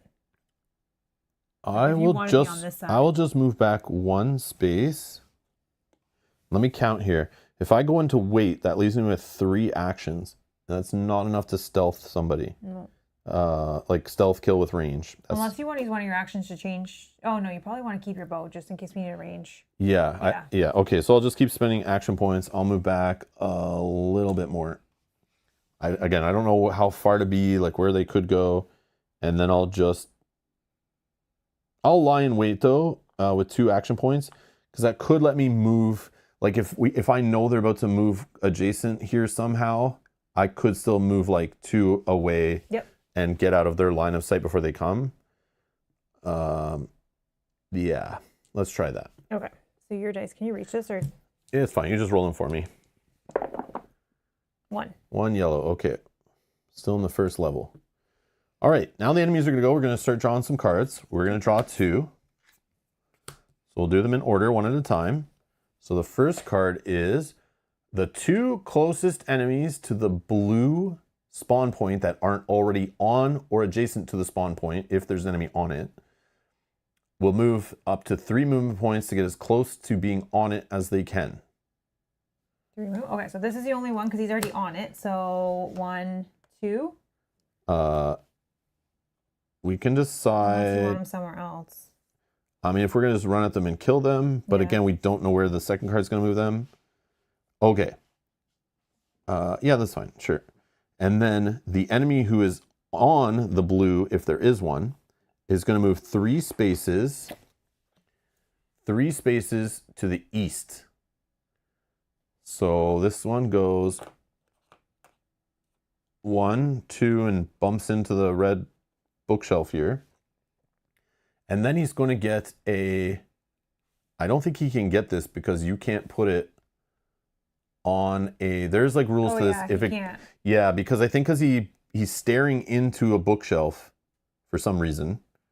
And Ra or somebody in the chat who knows the rules on this, I don't think you can put I think it's called a vigilance token. So he would normally get to see an infinite distance this direction. But if you go to put the token down, it's like over a wall or over a red line. He's reading a book. He's reading a book? Yep. Yeah. I think he just kind of doesn't get a token. But can I see one of those tokens? But let's say he stopped. Let's say he moved like here. Correct. Need an empty space. Okay, perfect. Let's say he moved here though. Let's say he moved to this square just for fun to show the vigilance token. He would drop it in the direction he's facing. And then it tells you on here, basically he's now so directly looking that way that he cannot see anything in the spaces behind him. So now he's like, basically like, you know, in like the stories or video games or whatever, he's like just going, huh? And he's like, you know, when they're staring forward and then you're able to kind of sneak up behind him and like murder him. Because he'll never see you coming from behind now. But he can see an infinite distance in the 3 lanes going in the direction of the vigilance token. So he can see these 3 lanes until line of sight is broken. So obviously the top lane is a red here. So he can't see anything here because there's like red and a wall. So he can't see anything in that line basically. This line he sees all the way down to this wall. And then this spot he sees all the way down to the wall. So if any corpse or any of heroes were in any of these squares, he would see us, an alarm would go off. Unless... Even in the shadows? Oh, not in shadow. Sorry, shadow right here. Oh, yeah. Shadow would break it. Sorry, shadow would break it. My bad. But he can see past the shadow. No. I thought he can. Oh, maybe he can. Like I thought he can't see in here, but he can see these. Oh, I thought it just stopped line of Maybe it sight. does, I But don't know. maybe it doesn't. Maybe it just can't see in it. But in this case, it doesn't matter. But yeah. Yeah. We'll look it up if it ever matters. No worries, no worries. Okay. He's looking at crowdfunding projects, triple layer player boards on his phone. Yeah. Hmm? Okay. Then we'll flip the next card. And the 2 closest enemies to the purple or pink spawn point will move up to 2 spaces towards it. Okay, so these 2 are, this guy's the closest. 1, 2, he's on it. And then 1. Sure. Okay. Now, if there's an enemy on it, that enemy on it is going to move 4 spaces north. So he just stares. Oh, this guy was looking at the books. The same guy's Same like, guy. wait. He's like, I'm very curious what's in this bookshelf. He's like, I heard something in this bookshelf. He's like really looking closely at the bookshelf. So again, he doesn't, wait. Oh yeah, he does. So he will get a vigilance token facing downwards though. Oh. So it's like he walked north, then he quickly did a 180 to look behind him like, what's going on over there? Going this way. Yeah. So this actually is different. So he now can see here, and here, but not under the table right now because he's not adjacent to it. So nobody's there. There's no corpse there. We're safe. We're good. That was good movement. We're good. The enemies are done. I am technically lying in wait with 2 action points left. So I can just spend them if I want. The only problem is I'll have to roll if I do any movement. Do I care? Do I need to use this movement? 1, 2, 3, 4. I mean, you can't get adjacent to that guy. Why would I want to get adjacent? Well, if we want to kill him. This guy can't see right here. Oh, yes. That is correct, because he keeps this until their next turn, right? Yeah. 1, 2, 3. I was thinking, like, if I murder this guy right That's beside him, he's instantly going to see him, but he won't. No, he won't. And technically, could I kill him at range and just drop a noise token there? That doesn't matter, For right? now, yeah. And then I can kill him on my turn. You for sure can reach the other guy? Yeah. I just need to spend 1 action. For sure, you can Yeah. do that. 1, 2, 3, 4, and then 5. Okay. And then I spend 4. All right. So I'm not using my weight movement stuff, right? We're just going to a new round? Yeah. Okay. So I could just go 1, 2, and just murder him at range even? Mm-hmm. All right. So I use my free movement, then I'll spend 1, 2, 3, 4, 5, and I'll just murder him at range because my bow allows me to do such things. And that will drop a noise token. No, it was here. Oh, sorry. Yep, sorry. That's important. I don't know how, like, I know he's super focused on looking that way, but the noise thing kind of bugs me, but I don't think they care about noise unless it comes up on a card. Right. But it just feels weird that, like, a body dropped right beside him and he's just like, it'd be different if the body dropped quietly, but the fact the body dropped with some noise doesn't break his, like, focus. It would normally if he wasn't focused. Yeah, but the fact it doesn't break his focus, like, hurts me mechanically, design, like, board game. But I think that's the whole point. And thematically, like, I don't know. We're supposed to use that to our advantage. But yeah. Yeah, I know. It's fine. Go ahead. So I'm done. You're going to roll 2. Yeah. So go ahead. Go ahead. 3. Oh my God. Uh-oh. 1, 2, 3. Still fine. It's still fine because he still can't see that space. So the crazy thing I just realized is if you ever move from this to this and they get an extra line of sight and there's like a corpse token 2 spots away and they were able to see it, instantly the alarm would go. Yeah. Oh, that's nuts. Yeah. That is nuts. Okay. Then my turn. Yep. 1, 2, 3, 4. I'll spend 1 action to move here. You can go I can go diagonal. Yeah, as long as you're adjacent, you don't care about line of sight with red walls and stuff. And then I'll spend 4. 1, 2, 3, 4. And I'll kill this guy. And drop a corpse. Okay. This is gone. Okay. We did it. So now all enemies are eliminated. So we're going to go to 17 in the scenario book. He must lock in his pledge. Oh my God. All right. Anyways. Your enemies eliminated. You can finally continue. You walk down long corridors branching into dreary, lifeless rooms until you come to a large, fiercely guarded corridor. Okay, so now we're setting up a whole other scenario, a little entry in the book. Okay. So let's do that. Ready this up first. So we need enemies. We have same enemy and then 1 new enemy, and we actually do need 2 of them.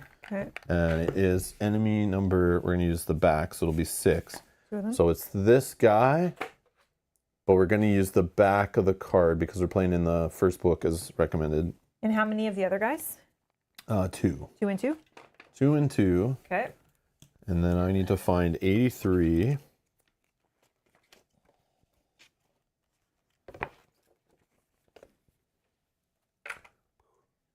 So we need C3, F2, and F2. C3, F2. It looks like we're starting in some shadow. There's some F2s. exits on each side. Oh, that's a small map. We want to eliminate all enemies or die to go to a different entry, or the green exit. Oh, but we got to discard a green key, which... Oh, I have a purple key. Oh, we got purple key, so we need a green key to go to the green exit over here. And we go to entry 4, if that's even possible. I don't know. Maybe this is not going to happen, but we don't want to murder all the enemies at least. And we're still in stealth mode. Yep. We're still in stealth mode. So this is a perfect example of what I was just talking about, is that, yeah, we're in stealth mode. If we busted into combat mode in the last one by getting caught, this one we would start in combat mode. But because it hasn't told us to change the modes, we're still in stealth, which is very clever. I think that's neat. So F2 and F2. Yellow, and a blue, and a green, and a pink. Sorry. Green exit over here. Okay. And then where do these? So we need on yellow is a knife guy, on green is a knife guy. Yellow and green. Oh, and then the opposite. And the shield guy is on blue and pink. Okay, and then we start here. Yeah. So let's just put myself here for now. That's our starting space, and then we can see where you're gonna go. Okay.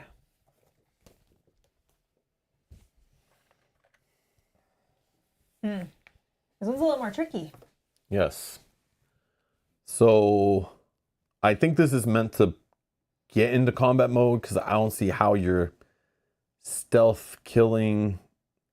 It's gonna depend. I think it's like you could do the stealth killing, like if we both moved over here. Okay, can we hold on? This space is still. Can this guy see that space because he's in the shadows? Yes. If you're adjacent, you can see anything in this space, yes. But what I'm seeing here is where this starting spot is.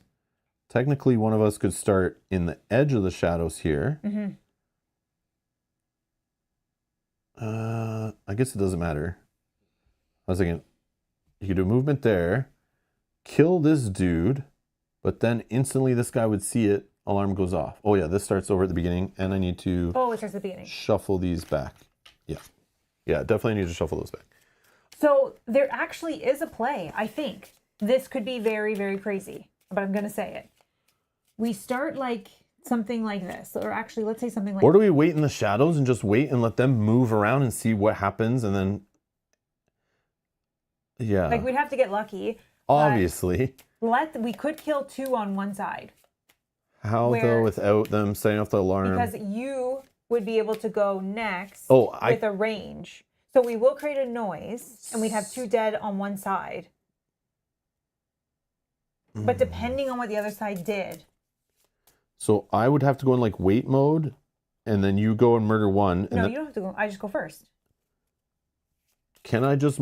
I can always interrupt, right? Yeah, whether I'm in wait mode or not, right? Yeah. As long as your action is to kill. Yes. And I can range kill. Yeah. So I don't have to be right beside them. So one side would be completely dead, and then it would depend on what the action cards are. And yeah, they might not get enough movement to get to those noise. Exactly. Yeah. It'll that's depend true on the cards. So we have to. But if they look that direction, they're seeing it. Yeah. Okay. Or if they move towards it. Okay. Again, they can only see one direction. We did see some where they're only moving 2. So Yogi's saying the right, maybe? Like right side? The right side? Or you're saying if both die right? Like, is he saying correct? I don't know. Yeah, both would die. Yes. Like, we don't have a green key to go this way anyway, so, like, I don't know if that even matters. We just have to kill all the enemies. It's just what side do we think... What side do we think? Oh, yeah. I don't know if it matters for any of this, but let's kind of look at this enemy.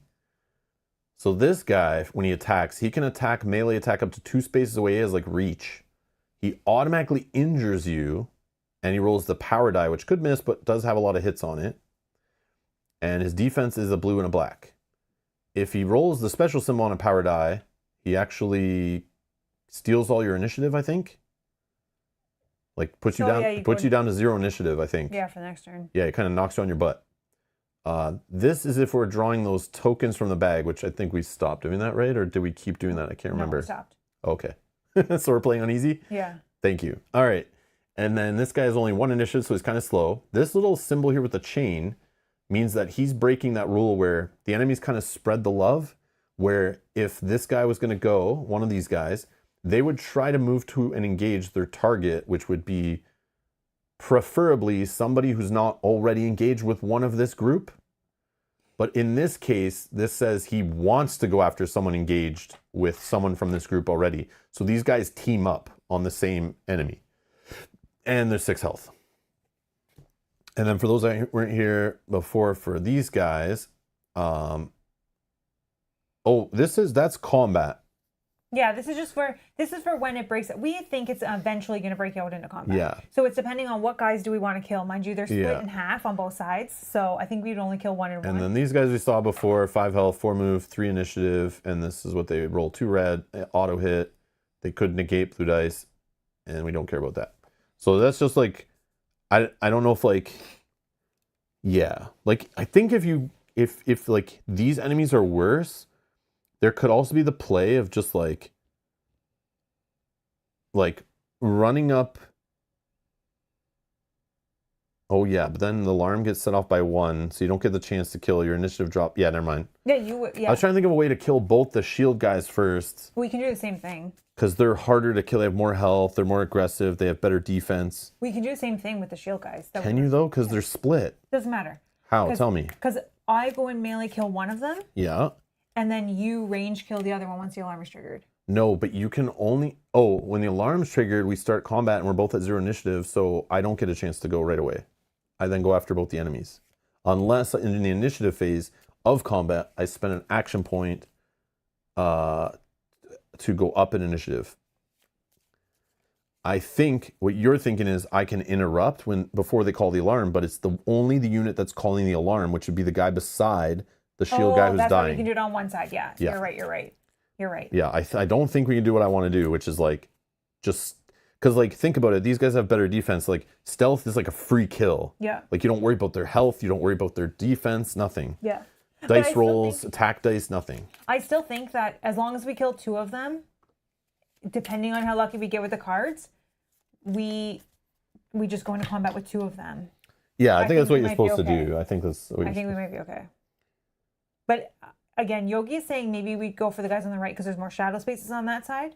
Oh, So yeah, potentially we can put some yeah. corpses and stuff in there, but it'll depend on what happens. Okay, yeah. I see. Yeah, because this is on the right side of the room. We're gonna go like this actually. So Rob's Sure, gonna start on whatever. starting space because he's got range. Okay. Okay, and then I go first. Okay. Oh, we got to reset to 6 actions. Yep. I move with free move 1 and then 2. And So then now instantly technically- this guy sees you, so he is about to call the alarm. But I can. But you're going to interrupt spend him, murder 4, him. 1, 2, 3, 4. Yeah. And I will murder him. And we're going to drop a corpse token, Yeah. And which now, instantly this guy sees it because he has a range of sight of 1, and now that corpse token is adjacent to him, and that means he's going to set off the alarm. but Rob can interrupt. So I can interrupt no matter if I'm waiting or not. You can always interrupt with one of the 2 kill actions.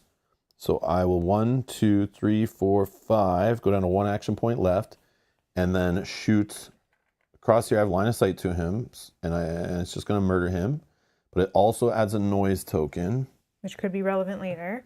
Okay, now technically it's still my turn because you interrupted that. Yeah, that's so true. I use 2 dice, or I would be rolling 2 dice because I moved and I killed. You could push your luck. I could put one of the corpses in, and that way if anybody sees in a straight line, depending on where they're looking, because you still get to go. Oh, you only have 1 action. No, yeah, I'm not doing anything. Do I move the corpse or is it even worth it? Do I move the corpse or is it even worth it? I don't think it's worth it. Because of the noise in this here, I don't think it's worth moving. So I'm just going to roll 2 dice. Oh no, I get 1. And then this symbol says for each of my heavy, which is 2, it goes down another 2. Now that's technically my turn done. So Tim, I see your question there. Maybe someone else in the chat can also answer more detailed. But Tim, we're in the comments later, or we can talk more about it at the end of the stream when we give our like thoughts on the game and that. But we already spent tons of time in the last episode explaining how this game compares to a couple other games. This game is more similar to Folklore, the Affliction, and Iridia. It's in that category based on games we've played, based on the minimal amount of time we spent with the game off stream and now on stream. I would compare it to those 2 games more closely. Sword and Sorcery you're asking about, and Master of Darkness 2, how does it compare to them?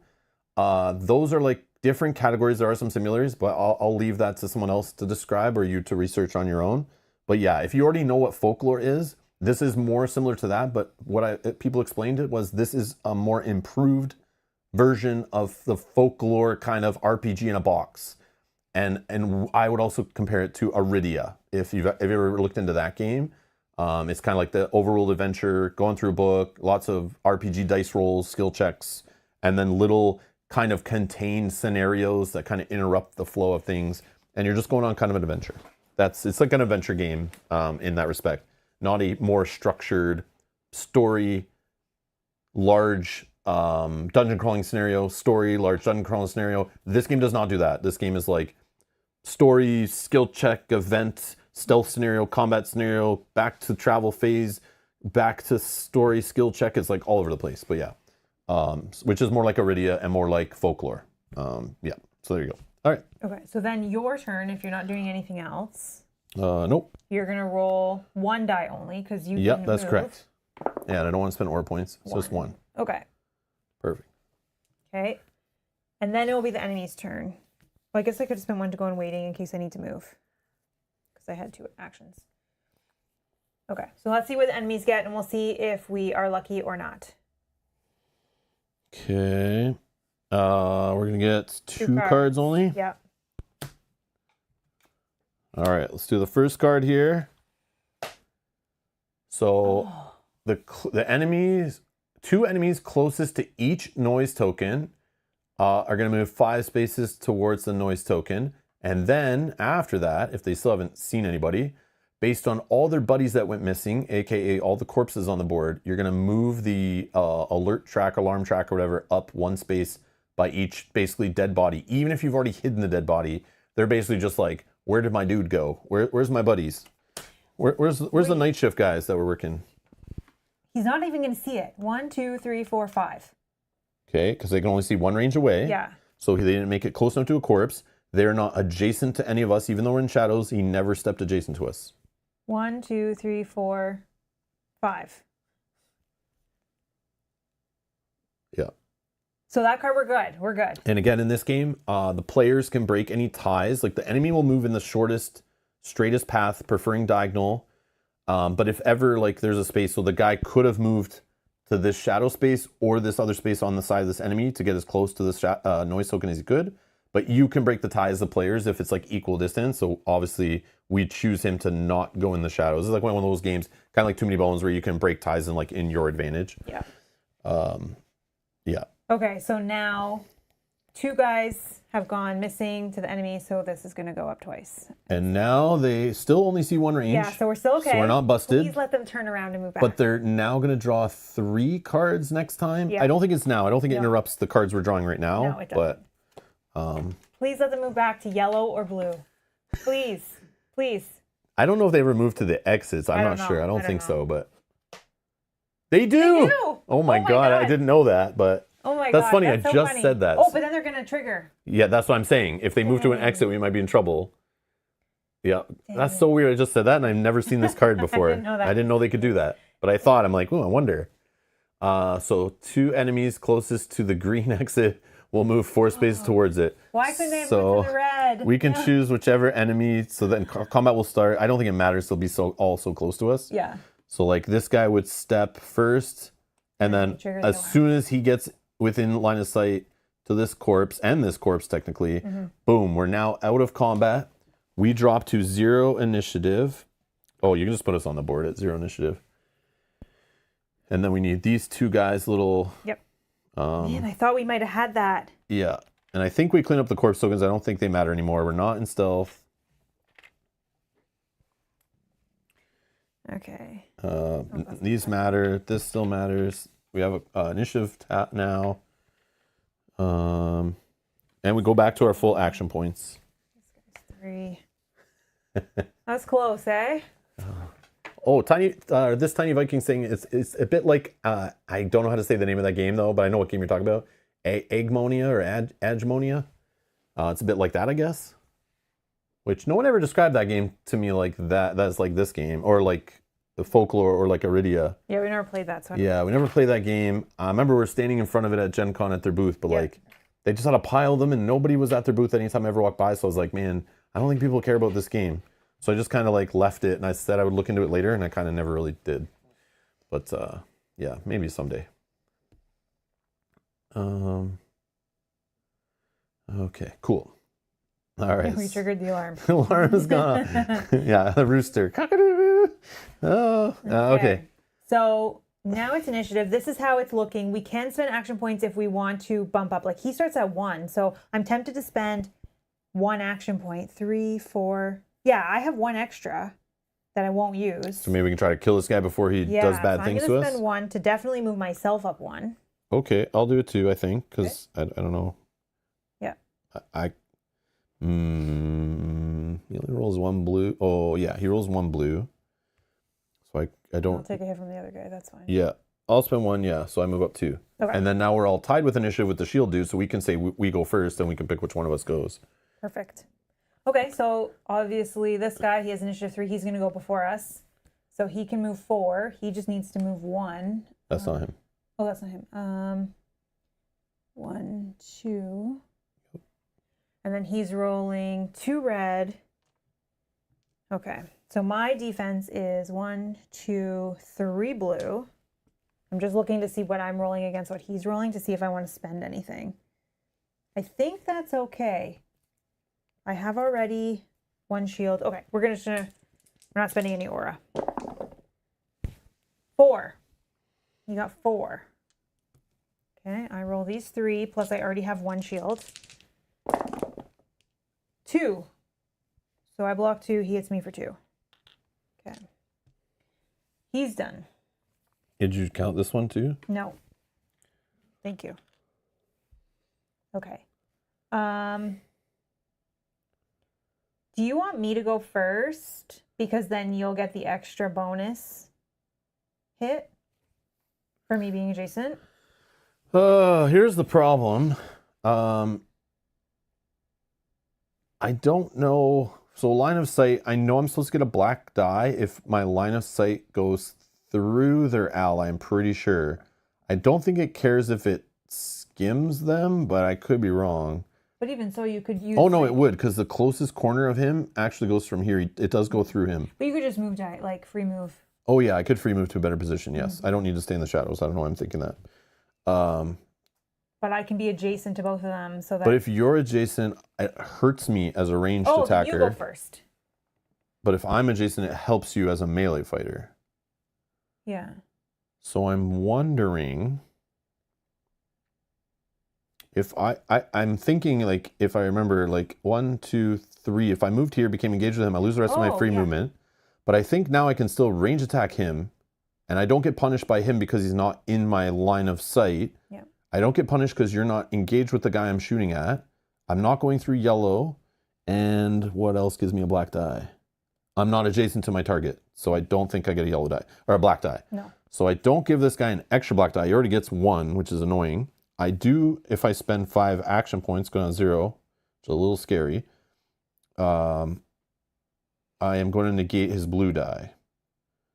And you know what? I'm going to spend an aura, so I will roll an extra red. So if you can roll me 3 red, I already get a free hit. Go ahead. You got 2 hits and a face. The face doesn't do anything for me, which hurts me so much. So I'm only hitting him for 3? He's got no damage yet, right? No.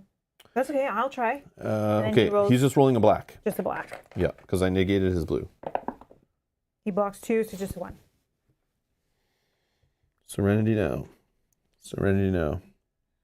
Okay, so now,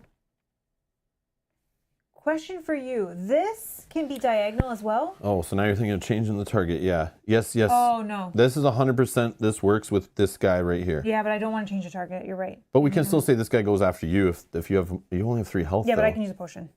Oh, yeah. Oh, yeah. Technically, my potion red here, I could use to do 4 to heal all of this. Whoops. I wonder if I should do that. Could also use an aura point to just heal 2 and get 1 up in there. I don't know. I mean, but I'm wondering for you. I'll just use a potion at the start of my turn. Heal 2. Then I'm not as scared. Okay. Okay. Like, I can do that, but that might not be the smartest. It might be smarter to go for this guy. This guy hits harder. He has more health.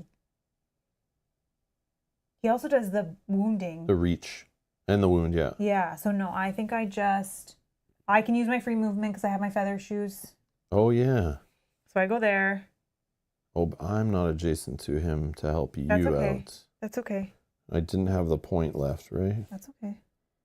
So I can spend 3. 1, 2, 3. That rolls. Why did I not have a point left? Because you moved up initiative. Oh, that's right. That's right. Okay, and then I'll use 1 more for plus 1 more die. And then I'll use an aura for plus a die and a point. So this hits for 1, 2 automatically. Well, depending on his block. Okay. That's for the red die. That's for the red die. Okay. We got 2 and 2 faces. The faces each do a damage. So this is 4 damage plus 5, so 6 damage. I cancel out 1 shield. You got that damage too? Yep. Okay.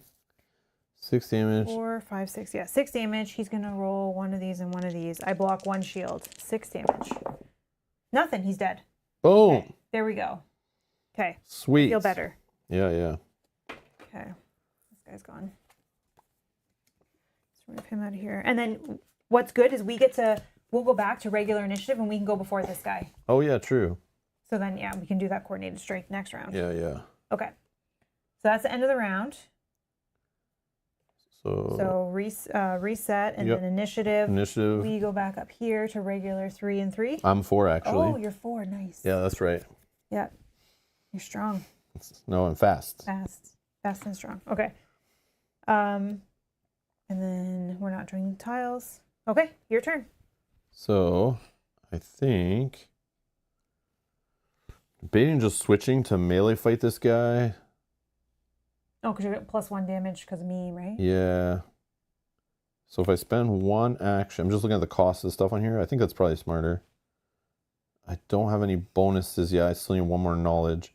But I think I'm going to try it out. So I spend 1 action to switch my equipped weapon with my bare hands, which don't have to take a backpack slot, but I just put them there. But you always have access to your bare hands. Always, always, always, even when you lose all your weapons. So I just have that. So it's not the most offensive thing either, but neither is this. Well, hopefully we kill him before. Okay, so I can move. Doesn't matter, but you get the free move anyway, so it does. I'm just gonna stay where I am. Yeah, because I can move into the. But I can't do 2 attacks, which I could if I was at 6.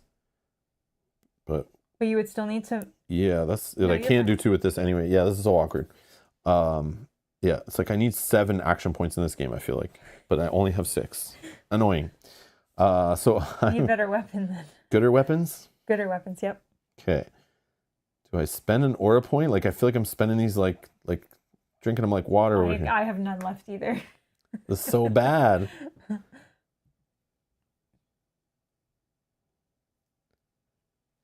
this guy could he murder? Maybe he doesn't murder. No, he won't murder. How much could you're doing? He only has 5 health. Yeah, I hit for 2 automatically, 3 automatically, and I block 2 of his shields. And he doesn't roll any black die. I don't need to move for the No, positioning because Mel can do it with her free movement after, thanks to her talent. She, on her turn, can do it. Yep. For me, because I'm engaged, I lose all my free movement at the start of my turn. Oh, technically, you lose all your free movement at the start of your turn, too. No, I don't, because of this. Oh, that does that, too, at the start of your turn? It stops it? Yeah, it's all the time. Oh, okay, okay. So, yeah, I lose all my free movement. I don't even have any at the start of my turn, so that's why I was just saying I would have to spend an action to move, which I can do and I can afford to do, but why do that when she could do it for free? Yeah, I'll do But normally, yes, if she didn't have this talent, then yes, I should move right now, 100%. Those talents work so well together. Yeah. Okay, so I'm going to spend 1, 2, 3, and I'm literally just rolling 1 red die. That feels so bad. But you're doing 2 Just- automatic hits. But he's rolling 2 blue dice. Yeah, but they can whiff. Up to you. Go ahead. This is so bad. That is wrong. You got a face. So that does ignore a shield and 1 hit. Okay, so you're hitting for 3. Yeah, I have 3 hits And right he's now, ignoring 1 shield. and I'm ignoring 1 shield, yes. Okay, Which, 3 hits. Yeah, I told you this was perfect. 3 damage. It's amazing. I did the right thing. Yeah, of course. That's this guy. Okay. I could have never went wrong. Then you're anything else you want to do? No, I only have 2 left. I could move away. I could move into position. I mean, No, stay. doesn't matter. Stay's better for me. Yeah, yeah. Okay. So then I will remove because of my feather shoes. Now I'm in this positioning. Yep. I'll spend 1, 2, 3 plus 1. So I'll spend 4 total. So I roll 1 and I'm going to take the die on this one. Yeah, So that makes 2 sense because dice. you're not attacking 2 enemies. We automatically get 1, 2, 3. I already start with 3 hits. And I block 2 of his shields. I got 2 faces, so they do 2 hits. So we got 5 hits. We block 2 shields.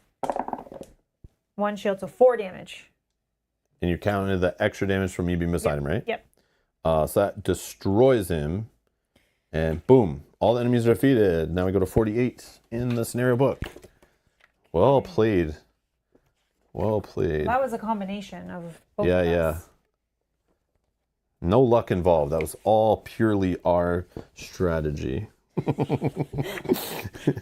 No, Greg says it's all about perspective, right? Exactly. pure luck would have had them not go for the green door and have them go for the red door. That would have been pure luck. Yeah, yeah. Oh, okay. 48 says you search the corpses, you gain a green key. Oh, yes. You want it? I don't I already think it have a matters purple because key, we're so- about to discard it to open up a door. So Okay, do whatever you doesn't want. matter. I'll let you have Continue it. with your I turn. feel like I've taken everything so far. Oh yeah, thanks. So I'm now in combat. This is kind of cool too. When combat or stealth finishes and all the guys are dead, and this entry didn't. It says your turn. Continue with your turn, and it doesn't move us on. You literally now go into this open. Do whatever you want, move around however you want, investigate things, which I'm sure later there will be things in the room like that we've seen before in those other scenarios. You're like chests or things. Yeah, so they're leaving it open so I can use free movement, go here, spend an action point, whatever. Oh, yeah. We're back top of the round. I spend an action point, get closer. Now I think I need to move one more, or I'd be adjacent to it, I think. Yeah. Spend a key. Now I open and I read. But you basically can run around, grab all the loot. If we dropped items on the floor, we could then use this time to go pick those up, all that kind of stuff. But right now, that doesn't matter because none of that's on the board, but just letting you guys know. And then we're going to 4 in the book. Let's see. 4 is... 4. Whoa, it is a big... Do you see a number? Do you see a number? No. No. Okay. So, emerging from the corridor, you find yourselves in front of a door that would make the most imposing Tortor pale in comparison. The carved Wallen coat of arms clearly indicates the entrance to the Temple of Atharos. As you put your hand on the door to open it, you are blown backwards by an auratic explosion. In the time it takes you to get back up, the door collapses, revealing a long, decrepit room. An enormous piece of the ceiling breaks off and falls and shatters the floor, which opens into the depths of the earth. Sorry, Ross says, isn't it 48? What's 48? Oh, no. Oh, I read 48 already. That's what told me to use the green key. Oh, yeah, we're good. Or gave me the green key. Yeah, 48 gave me the key, and then this goes to 4. Okay. Yeah. Let me double check, though. Pretty sure I did that. Yeah. 48 was how I got the key. Oh, yeah, there's art there. Is there a number there? No? Oh, no. Okay. Yeah, so now we're here. I appreciate. No, that's great because if we make a mistake. Yeah, if you know me, I read the wrong entries all the time in these games and get messed up. I appreciate you keeping on top of it. In the time the ticket gets back up, the door collapses, revealing a long, decrepit room. An enormous piece of the ceiling breaks off, falls, and shatters to the floor, which opens into the depths of the earth. You suddenly perceive a terrifying silhouette take shape, revealed by the dust of the collapse. You feel it's a unique, auratic imprint. It is Tyrus, the current avatar of Zost. Without batting an eyelid, you move to pursue him, even though you know a confrontation would be fatal. You are immediately interrupted by the appearance of an opposing shadow judge. It is true. Misfortunes never come alone. Go to 18. Okay. Whoa. So 18 is another double wide entry here. That is a lot of stuff. As the room collapses, the Shadow Judge uses his extraordinary powers and controls the environment enough to allow his master, Tyrus, to escape while also impeding your progress. Set out 100. Okay. So we're setting out... Oh, it's just setting out the page in the book. Oh, okay. Okay, so we're actually playing out of a book. That is also a thing in this game. Yeah, we did one time in an event we did off stream where we had to play with our minis on the book. I totally forgot about that, but yeah. Okay, place a pink crystal as indicated on the plan down here. Oh yeah, let me hold this up. Mm-hmm. So it looks like there's an S here and an F here, which I think based on the rule books was start and finish, but we'll read more about them. I see them on that booklet there. At the end of a full round, move the pink crystal 1 space to the right, then start a new round. So there's like a round tracker here, I guess. Oh, and when it hits the end, we go to 34. It looks like when we get to the finish, we go to 27. And then there's something about, I'm assuming, rolling the black die and something with yellow chevrons results. Okay. Okay, let's see. Oh yeah, I see it's explained on here. All right. Place the figurines of your heroes in the starting area. If there is not enough space on the starting area, you may place your figurine out of the room to its left. It counts as a starting area as well. Your goal is to reach the Shadow Judge on F. In this room, you must follow the special rules below. So a game turn, let me do this.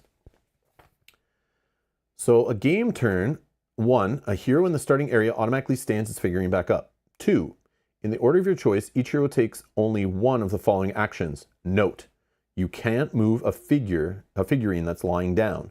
So you can either move 2 spaces. So it tells you, I think that's 2 actions. Or is that just moving 2 spaces? Moving 2 spaces. Yeah, that's not the action. Yeah, that's weird. Move 2 spaces and then something about gems on the action cards. Then move 1 space and gain 1 pink crystal. A hero can hold a max of 2. And then something about black and red crystals or gems or whatever they're called. Stand your figurine back up and move 1 space. Only if your figurine was lying down. So you can ready up, move 1 space, and then something about red and black gems. During this action phase, each hero can discard 2 gems to move 1 additional space. So you can pick them up, hold 2, and eventually spend 2 to move again on the same game turn. Then it says, step 3, then the heroes draw an action card. If the revealed gem matches the hero's chosen action, apply the listed effect below. If it does not, nothing happens. So if you get a white, you lie your figure down, you fell. Blue, move back 1 space. Red, you're pushed 1 space south. Black, you're pushed 1 space north. If a hero moves back or is pushed on an obstacle, including walls, he is falling down, lie down his figure. Okay. So it kind of bangs in the wall and falls down. If a hero moves back or is pushed on another hero, he takes his place. The other hero, only him, is pushed into an adjacent space of his choice in the left-hand column. If the space is occupied, repeat the process. So they like knock each other back. Okay. And then step 4, when all heroes have played their turn, the Shadow Judge sends an erratic pulse along 1 line in the room. So roll the black stealth die and apply the results. The die result indicates the line of the Shadow Judge's blast. Oh, that makes 1, 2, 3. Yeah, okay. 1, 2, 3 on the paper there. I see. So if it lands on 1, 2, 3, all heroes move back 1 space in that line. Oh my god. And if it rolls a special symbol, the hero closest to the objective, moves back 1 space and falls down. Lie the figure down. Okay. So the hero, basically the hero closest to the end just gets knocked back. Okay, that's okay. And then there's more. If a hero reaches the final space F, go to 27. Otherwise, move the pink 1 space to the right. So this is just the end of the round kind of cleanup. When it reaches the final space, immediately go to 34, and then a new turn begins, and you go back around to choosing which action you want to do. So it looks like it's more dangerous to move 2 spaces because something bad will always happen. Yep. And then moving back in lane. Unless, yeah, okay. Okay. So you can't, trying to think here. Let's see.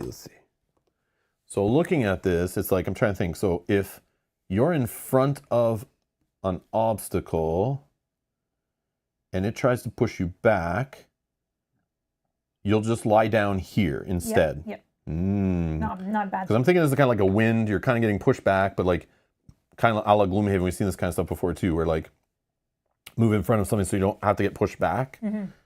But then it'll still knock you down, which means you can only do this option to stand back up. But then it'll just move you up or down. So like you don't want the blue to happen. So basically, as long as you don't move 2 spaces, it's less likely you're going backwards. But sometimes you might have to move 2 spaces. Yeah, but then you're getting pushed up or down. Maybe nothing. But then you can also just collect gems and then get to move an extra space, which doesn't make you get hurt by drawing white or blue. Right. Yeah, this is like a balancing act and a little bit of luck. Like. Yep. All right. Do you want to go first, or do you want me to go first? I have no idea. Do you have to shuffle the deck at all for that? No, only at the start of stealth mode Oh, you okay. would. So I guess we could technically look at the discard pile and see like a white and a red is out, so more likely a blue or black are getting drawn, but it doesn't mean like there's like, Yeah. I don't know how many cards here. There's like tons, so yeah, whatever. No, you leave that the way it is for random generation. It's just the way it works. Okay. You want to go first, or you want me to go first? Yeah, I don't know. It depends where we're standing and stuff, right? Like, I because just put if us you there, moved so 1, 2, I can't do the same. Oh, I can do the same, right? Yeah, because diagonal, right? mm-hmm. I think we split up. Like, make sure we're not next to each other so we don't bang into each other. Yeah, I agree. And also, then that makes it so when he's just like blowing back a line. That it's not both of us. Yeah. Okay. Also, I just put us there. I didn't know any of the rules. If you want to change to the other side, we can flop. I don't think it matters. Okay. Yeah, if I just go first, I would just go here. Okay. And then you draw your card. And then I draw my card. Worst case. Oh, but then it. Yeah, I don't know. It's like I just did the 2 move, which it said that you probably shouldn't do. No, you can probably do it. Because even if you lay down, you still get 1 move. Yeah, because moving me back's not going to do anything. Yeah, whatever. Okay, let's see. Blue. I got a blue, so I move back 1 space, which just knocks me on my butt. Okay. All right. Now your turn. I will.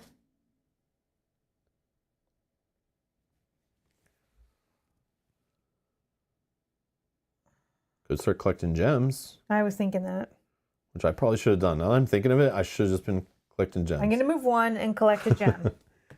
Okay, I'll put this here for when we roll the die for the Okay. thing. So James just joined and says, "What the heck is this? Looks super interesting." This is just one of the, I don't know how many hundreds of different little events that just happen in the middle of your adventure in this game of skill checks and roaming across the overworld and visiting inns and doing stealth scenarios and combat scenarios and who knows what else. This is just another little thing they've designed in the game to just like surprise you, spice it up. They have tons. They have what are called puzzles and trials in the rule book. I don't know which one of these this is, but there's a ton of puzzles and trials that are all unique. Sometimes they use combat rules or movement rules and stuff from other modes of the game, but it says most of the time they'll just have their own rules. So this is like, I don't know, another mode of the exploration mode, but we've seen ones that's just like, I'm going to spoil exactly what they are, but like you're basically just like placing your figure somewhere and doing different skill tests and having little battles and things on the board that are like not, you know what it reminds me of? Mel said this before was, if any of you watched or played Chronicles of Drunagor or whatever it's called, that booklet that had the art that you choose what to interact with, we've seen something like that already. So I don't know if there's a lot of those in the game too, but that same thing where you have like art and you just choose what you want to interact with and that. Some of these have timers, some of them don't have timers. Like, yeah, it's very neat. It's very neat that they've come up with all these different things. And there's 10 books worth of this stuff of adventures, not to mention all the ones that appear in event books and stuff. Like this one's appearing in a scenario book, but these kind of things also appear in the event book, which is neat. Yeah. Or roleplay adventures, yeah. Well, yeah, that kind of stuff. I think they're also. Oh, they're also talking about other stuff. Yeah, I see. All right. Oh, I collect a gem if you will draw me a card. And as long as it's not red or black, nothing happens. Okay, let's see what we get. It's red. Oh, red. What happens with red? You were pushed 1 space south, but you can't go anywhere, so you're fine. Okay. So then that was both Oh, of us. I don't know if your hero is moved back or pushed into another hero. No. Oh, including walls. Yeah, you're falling down. You lie down. Yeah, I'm lying down here. I'm assuming that counts as a wall. Okay. Yeah, I can kind of see the wall art underneath. Okay. So now we've both gone, so we roll this. Yes. Okay. Yeah, once all heroes are gone, you roll that. So it's the 3. Oh, it's me. So this bottom row is going to push you back, but you're already there. You're Yeah, because you don't push back laying down, right? No, I don't think so. I think it said that somewhere. I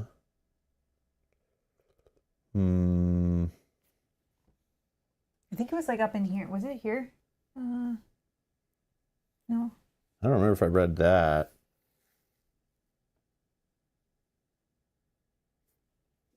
Here's a played.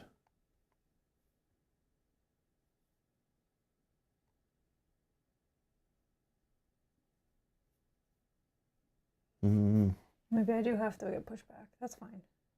We only need one of us to get there, so. Yeah, I don't know. You can just leave them.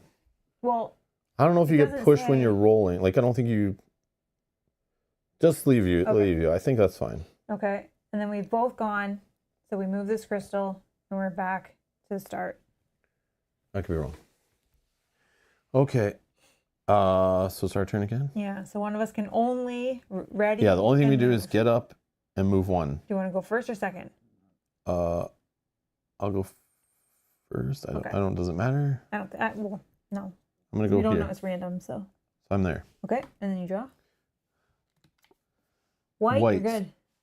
White is only the first one if you move two. Correct. Okay. So Nice. nothing happens. All right. Okay. And Go then ahead. I do the same. I ready and move one. You could move up to here if that, I don't know. It's just all gambling, but maybe it's good to stay in this row because, but it's the dice rolls. So it could still be the same result.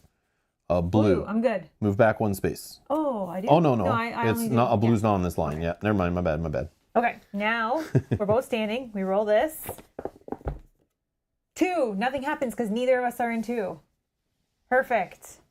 Okay, that was good. Now we move the crystal 1. Mm-hmm. Okay.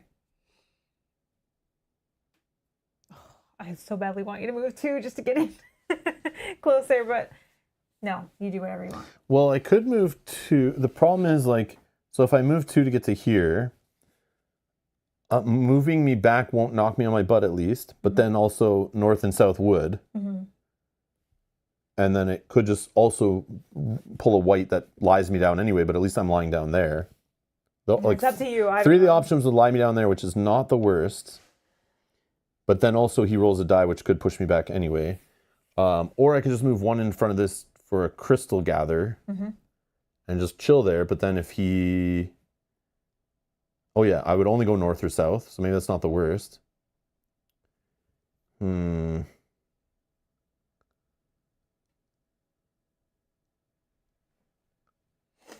I don't know. I don't know if a crystal gathering is, like, too slow, but... I'm going to gather crystal because I already have 1. So Oh, then you my next do? turn I'll be able to move 2. So maybe I just go crazy then and not ignore the crystals and you worry about crystals. Yep. And, like, I'm You're the the rabbit, tree, I'm the your turn. rabbit, you're the tortoise. Yep. Yep. So you'll get there and I won't. 1, 2, 3, yeah. No, but this is, I don't know, this is bad. No, I'm going to get 2 crystals and then I'm going to save them until I can rush in. So I'm either getting knocked down or moved back, and I think all that sucks. And just move. But if I just go here, I get a crystal. Do it because you're closer. So I think I'm going to even if- gamble Okay. and hope I just get knocked down. Okay.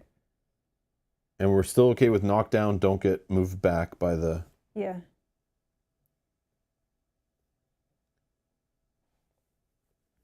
Yeah, I don't know. I'm not sure if we're on our butt we get knocked back. I don't know. That could change things. Oh, there you go. That's what you wanted. Just lie down. Okay, that's good. Have a little rest. Okay. I'm going to move 1 and gain a crystal. Okay, and I'll roll the black die. See. Sorry, card. Oh, yeah, sorry, you No, first. that's all good. Oh, nothing happens. Perfect. Okay. Now draw roll this. 1. Nothing. Yep, no one's in the Okay, top line. amazing. Technically, I'm in the middle here. Crystal moves. Okay. So I'm only doing get back up, move here. Yep. And then I'm drawing a card. Mhm. Blue, which blue doesn't harm me because I did the Oh, yeah. You just get got up and just move. Yep. Okay. So close. I just have 2 more spaces to go. And I'm there. Okay, so then Unless I get knocked on my butt, then it's like, there's still 2 more rounds, which sucks. I'm going to move 2. So that's why having 2 gems at this point would have been so good for me. Because then no matter what, I would get up, move 1, and then spend 2 gems to move the final one. So you might still be good. I'm going to move 2. Yeah, as long as we're in the different rows, I think that's different rows. It's more likely one of us like doesn't get pounded by the guy. And then draw a card. Black. So you're going north, which would just knock you down. Okay, that's fine. Okay, and then we're rolling this. Yep. 2. That's me. So Are we moving back because you're lying down? Or we didn't, right? We did it in the first one because I don't know if we're supposed to. I can. It just says all heroes in this line move back 1 space. So, like, I don't know. That's fine. I think you're going to get it anyways now because you move 1, 2, and you're out, so it won't matter. And it never affected you. Yeah. Okay. Okay. So then we move this crystal, and then it's you go first, and then you win. Yeah. So I just moved 1, 2. Boom. We got there. Whew. We're going to 27. It's just right over here. You manage to slip into a nook safe from the Shadow Judge's attacks. You grab the sharpest stone you can find, and you take a moment to summon both the Mother Souls and Nylak while focusing your aura as strongly as you can to propel the stone straight into the middle of the Shadow Judge's face. You were sure it couldn't fail, until you realized that you had completely missed his face, and by a long way. Ashamed for a second, you realize with astonishment that you have in fact broken a vial on his belt. The liquid ignites the robes of the Shadow Judge, who is forced to release his control over the room. Chaos instantly erupts around you. A large part of the ceiling falls down, and the walls break and collapse, taking the Shadow Judge with them. You try to take shelter between 2 blocks of stone while seriously wondering what the hell you were doing in this mess. Check off 26 on the save sheet. So we got our first little, like, you did something awesome that needs to be remembered for later in the campaign. All right, 26. Someone else marking off 26 on the save sheet. Cool. Wait until it calms down. Go to 5. All right. You finally emerge from your shelter and look over your surroundings. You see amongst the rubble the pieces of a fresco carved in stone, probably once part of the ceiling. Although it's impossible to estimate the exact size of the creature depicted, each piece of the puzzle that comes together makes your blood run cold. Some of the pieces reveal words that you articulate out loud in spite of yourself. Nylak intervenes just as you're about to say the awakening of the Titan, instructing you to do so in an ancient Wallen dialect. At that moment, the crimson cylinder unhitches itself from your bag and hovers in the air before you, letting the green smoke it contained seep out. A memory of Athnasis materializes in front of you. The hand of Atharos trembles slightly and seems to tighten around the feather it holds.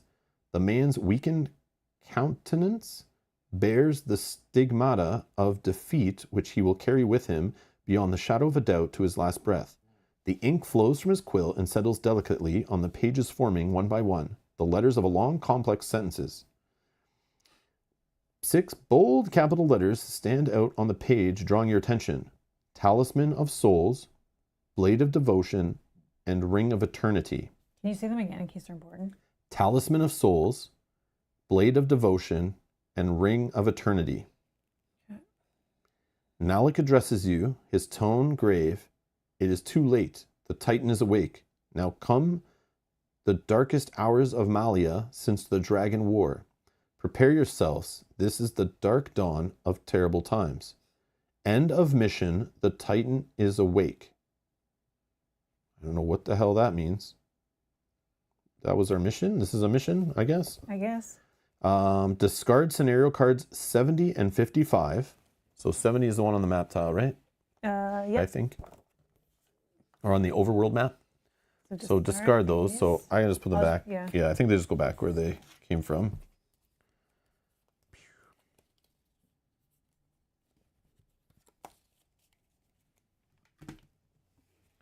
And then it says, put this booklet away. You will use the For Glory booklet when you resume your journey. And then it shows the Malhya logo. So we did it, guys. We did it. We beat the Awakening introductory booklet for noobs. Sweet. Did we, though? Because he's awake. I don't know. Oh, Titan's awake. It's getting serious now. Yeah. That was a fun little puzzle. Yeah. I like that. Yeah, that's neat. I like that it's different. Yeah. That was cool. So again, this introductory booklet, I believe, is like, it's supposed to be like you've read the rules and keep the rule book out while you play through this, and it's going to like kind of help you exercise what you've read in the rules and look stuff up and get to know the rules before you go into your main campaign. You do not need to play this if you're experienced and you're playing the campaign again. You can skip this book in the future, but they recommend playing this book on your first time, getting eased into the game. But again, they made it a little too difficult because then they errated that you should even play it on easier difficulty by flipping the enemies over and stuff. So yeah, but that does give a good look into all the different kind of modes in the game. And we even did see some events come up from the travel thing, which is good. Sometimes I guess you wouldn't see those based on luck and stuff. Yeah, I think the only thing we didn't get to do was the crafting because we didn't have enough. But we explained it yeah. and like whatever. We It's will kind do it, I'm of sure. straightforward. Yeah. But I think that's a good look at all the stuff that's possible in the game from the intro book. And then again, the next is going to the next of the other 9 booklets. Technically, we have 10, I think, because of the stretch goals added a game or a booklet that you can play completely separately. It's its own adventure. But For Glory, it does look probably twice as thick as the other book. I don't know if that means Maybe it's there's more branching in that? Yeah, I don't know if it's more branching or it's just twice as long. I don't know. Because I feel like the first book really wants you to play through specific things, right? To show you how to do things. Yeah, it's like twice as big. At least it feels like. Books are cool though. Yeah, definitely nice art. 30 pages in this one, just out of curiosity. 14. So yeah, basically twice the size. Yeah, I was right. So yeah, next time we play, we will continue. And then we get into, this is just intro, so we'll get into, I guess, heavier spoilers. But anyone watching, that should be a good taste of what's offered up in this game. Gives us a good look at what's offered in this game. I'm definitely interested to keep going and keep streaming it. So if you guys are, subscribe, stay tuned for keep your eye on the channel and there's a playlist in the video description where we'll schedule future episodes in there if you want to watch along and play along. But yeah, now we're experts. I don't know about that. I wouldn't go that far. But yeah, there's a lot to this game, like a lot of stuff. But again, it's all going to be variations of the different puzzles and combats and stealths and adventuring that we've seen already. But there are larger miniatures we've not seen, tons more enemy types. Again, the enemy deck is all of these enemies and their other sides. And yeah, there's quite a few. So we'll see. Tons more loot to gather. So now before we run off, we can answer questions, which I'll answer James in a sec. We can talk a little bit more about comparing this to other games. We can give our initial feels on the game. But again, this is just like, this was supposed to be the tutorial, like intro experience to the game. So I'm not going to like judge the whole game on it, but this is also, I assume, what they would show off, on a preview video, try to get you to buy the game and that kind of stuff. Like they expect content creators to be playing just that. So sometimes that can be a little misleading and be a little higher quality than what comes later, but hopefully it just gets better and not go downhill like some campaign games do, where you can tell they put less effort and less time on the later stuff. But again, there is freaking tons of books, and these books cause the game to be delayed by like 2 years of work. So hopefully it's like tons of interesting adventuring surprises along the way. But my initial feelings are it's cool. I feel like I don't know, the only thing that's bothering me is the rule book. But again, backing a more unknown company's game on crowdfunding especially, the rule book is always, and the intro and tutorials and all that stuff are usually the laziest, most less invested in parts of a crowdfunding board game. Those always feel like they're just like leave a ton to be desired. Because again, nobody is backing a game based on how good a rulebook is, except for nerds like me. I literally have canceled pledges in the past based on how bad a tutorial system is or how bad a rulebook is. I have canceled pledges. No questions asked. I will do it. If I find out that what they've delivered is horrible, I will call and cancel. I like email and cancel, whatever. It just pisses me off. But this game, that's its weakest point. But they did take the time after the fact to make a proper tutorial that you can find for free online and play through. They did add tons of reference stuff, tons of little books that you can go through to understand more of the iconography, but obviously it's hard to decipher it. It does take a while to get used to it. It does slow down the play to constantly be looking up symbols and stuff when you're learning it. But again, they have extra booklets that you can print out or open up on your computer or tablet or phone or whatever and read more in text what they're trying to explain in those and the icons on everything. But some of it becomes intuitive. Some of it you'll run into more often. It'll kind of make more sense as you look it up. But I feel like even like dozens of hours in, we'll still be like, Oh yeah. oh, what's that symbol mean? We haven't seen that in a while. Let's look it up and figure out what it does. Or what's this skill check mean? We've not seen this symbol in a skill check in a while. But yeah, other than that, it's like, I don't know. But that's the only really thing that bugs me is the rule book to the game was very poorly organized. And the intro we just played was meant to be a new player's tutorial to learn the game, which that was not. But the one they made justifies. So if you've seen any reviews for this game or in the past, anyone complaining about like trying to learn the game being very hard, it is way less hard for us who waited 5 months to play the game after we got it, because they came out with a whole tutorial adventure that is as big as the first one we just played. It walks you through a stealth step-by-step, a combat. The only thing it doesn't walk you through is the travel phase. Right. But it walks you through a stealth, the combat, it walks you through all the types of skill checks, group, individual, and solo, with full text write-ups explaining all the things that could happen and all the different dice results and all what the symbols mean. So that was very helpful. Very helpful. So I got to give them back a point for taking the work after the fact to write up a whole mission scenario, whatever, with tutorial, proper walkthrough to get you into the game. So that does exist now, so I can't be as mad, but the rule book is atrocious, is like very bad. Very bad. But the adventuring, the surprise, the stuff I backed it for, the idea of like adding in possible stealth modes before my combat that could not lead to combat because I ended up being good at stealth. That was what drew me to it. The overworld phase, the random event stuff, like we've played that in other games. I like that in video games. I like that in Iridia. I like that in folklore. That stuff's fun. I like adventure games, and this is a true adventure game. It is an RPG in the box, like they say. It's that kind of game. So if you ever read, this is an RPG in a box kind of game. They're doing the same thing here, like Iridia and Folklore, the Affliction. So it is, you're not sure what's going to happen today. You're going to open up your book, and you can save any time, but every time you open your book, you don't know if today we're going to be playing combat, stealth, traveling on the overland, doing skill checks, going back to the overland, doing stealth, like we don't know what's going to happen. Right. Doing a mini game in the book, doing another like with all its own special rules, like puzzles. We don't know if we're going to be our memory being tested on did we pay attention to the story. All that stuff has shown up so far, and like, yeah, it's going to keep you on your toes, I think, which is kind of interesting. But if you like games where it's just read the rulebook once and then you're just like reading story, playing scenario, kind of like think of Gloomhaven or Chronicles of Druaghor, Sword and Sorcery, where it's always like, you know, read story, play scenario, read story, play scenario. You know, like every session is 2 phases, like reading story, you know, Oathsworn, story, play boss battle on board. Next time you sit down, play story, read story, which sometimes has mini games in it, I guess, too. But, you know, it's that kind of like, you know, the structure you're getting into. This is not that. This is like crazy town all the time. And it's just a wild adventure. I don't know. But it all makes sense. Yeah. In the story, like why you've ran into something because you went through this tunnel, and you know, like it makes sense. Yeah.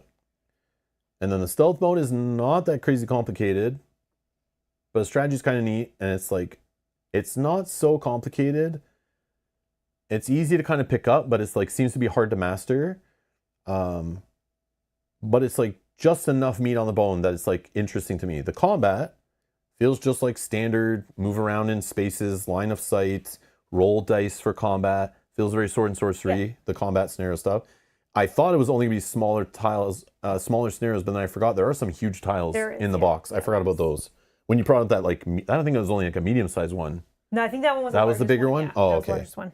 Yeah, so there are some scenarios that could be huge, and somebody was mentioning in the last stream that eventually more scenarios will be less tighter corridors and more about open line of sight. Oh, interesting. And we did see in the tutorial there was one where it was kind of bigger, right? And there was like rifts to jump over, like chasms and stuff. We could drop bodies down them and things. It was kind of neat. But yeah, and the travel phase is like not just I feel like the most complex travel phase I can remember. Like I'm picturing like Elder Scrolls Betrayal of the Second Era, where it's like, you know, we set up that map and we have our little discs and we're like moving along the hexes and like, do you want to move to like towards a town or towards your objective, and how many movement points can you move based on weather and stuff? it feels like that, except for like it's way prettier. And then it also has the travel board, this whole idea of like how you want to spend each turn and like what time of day it is and random events are happening. I guess it's very similar to Elder Scrolls, but the whole like harvesting stuff and crafting and like good weather, bad weather's all there, and like the board's just pretty, and it's kind of neat how the board can change, even though it's just one overland board. In that game, it's like multiple, but it feels similar, but just a little more interesting and advanced, I feel like, than that. But that's just my memory. I could be wrong, but I like what they're doing there with that overland stuff. And it's kind of neat when you decide to camp and all that kind of stuff. It's all there, which you'd expect in an adventuring game to have the overworld stuff, the more zoomed in scenario stuff, which I like. But yeah, it has all that stuff that I saw in the crowdfunding. The rules are all still the same as when I looked at it back then and decided to back it. So it's not like they pulled a bait and switch and didn't deliver on all the different phases and stuff. They brought them all and more, which is crazy. But yeah, other than the iconography in the rule book and being kind of hard to learn and making it more like adding more speed bumps and roadblocks as you're like learning and playing, because the rule book's bad and because the iconography is like so much of it they have to like figure out and look up. Other than that, I think it's awesome. It's like really cool so far. I like it a lot. You?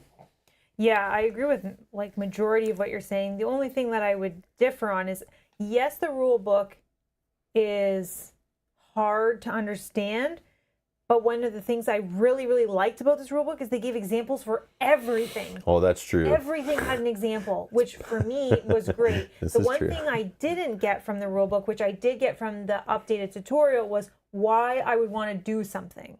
That sometimes is things that, like, in big games like this where you're given so much of the sandbox, like, but why would I want to do that? Like, what is the point of this? Like, why would I want to be in stealth? Okay, well, now it makes sense after you play through a couple of stealths and you're like, oh, if I can kill some of the stronger guys ahead of having to fight them, or I can strategically do things ahead of going into combat. But maybe I want to be in combat because maybe I have great weapons. Maybe I just stand out where they can see me, jump into combat. Yeah, and you have like good talents and stuff and weapons and armor. So it's like, I get that. So the rulebook wasn't terrible to me. Do you have the rulebook? Yeah. Even after I, excuse me, even after I read the rulebook, I said to him, I said, because we play such complex games, it wasn't overly confusing to me. A lot of the mechanics in the game make sense because we've played so many other games like this. Sorry, just 1 second. Yeah.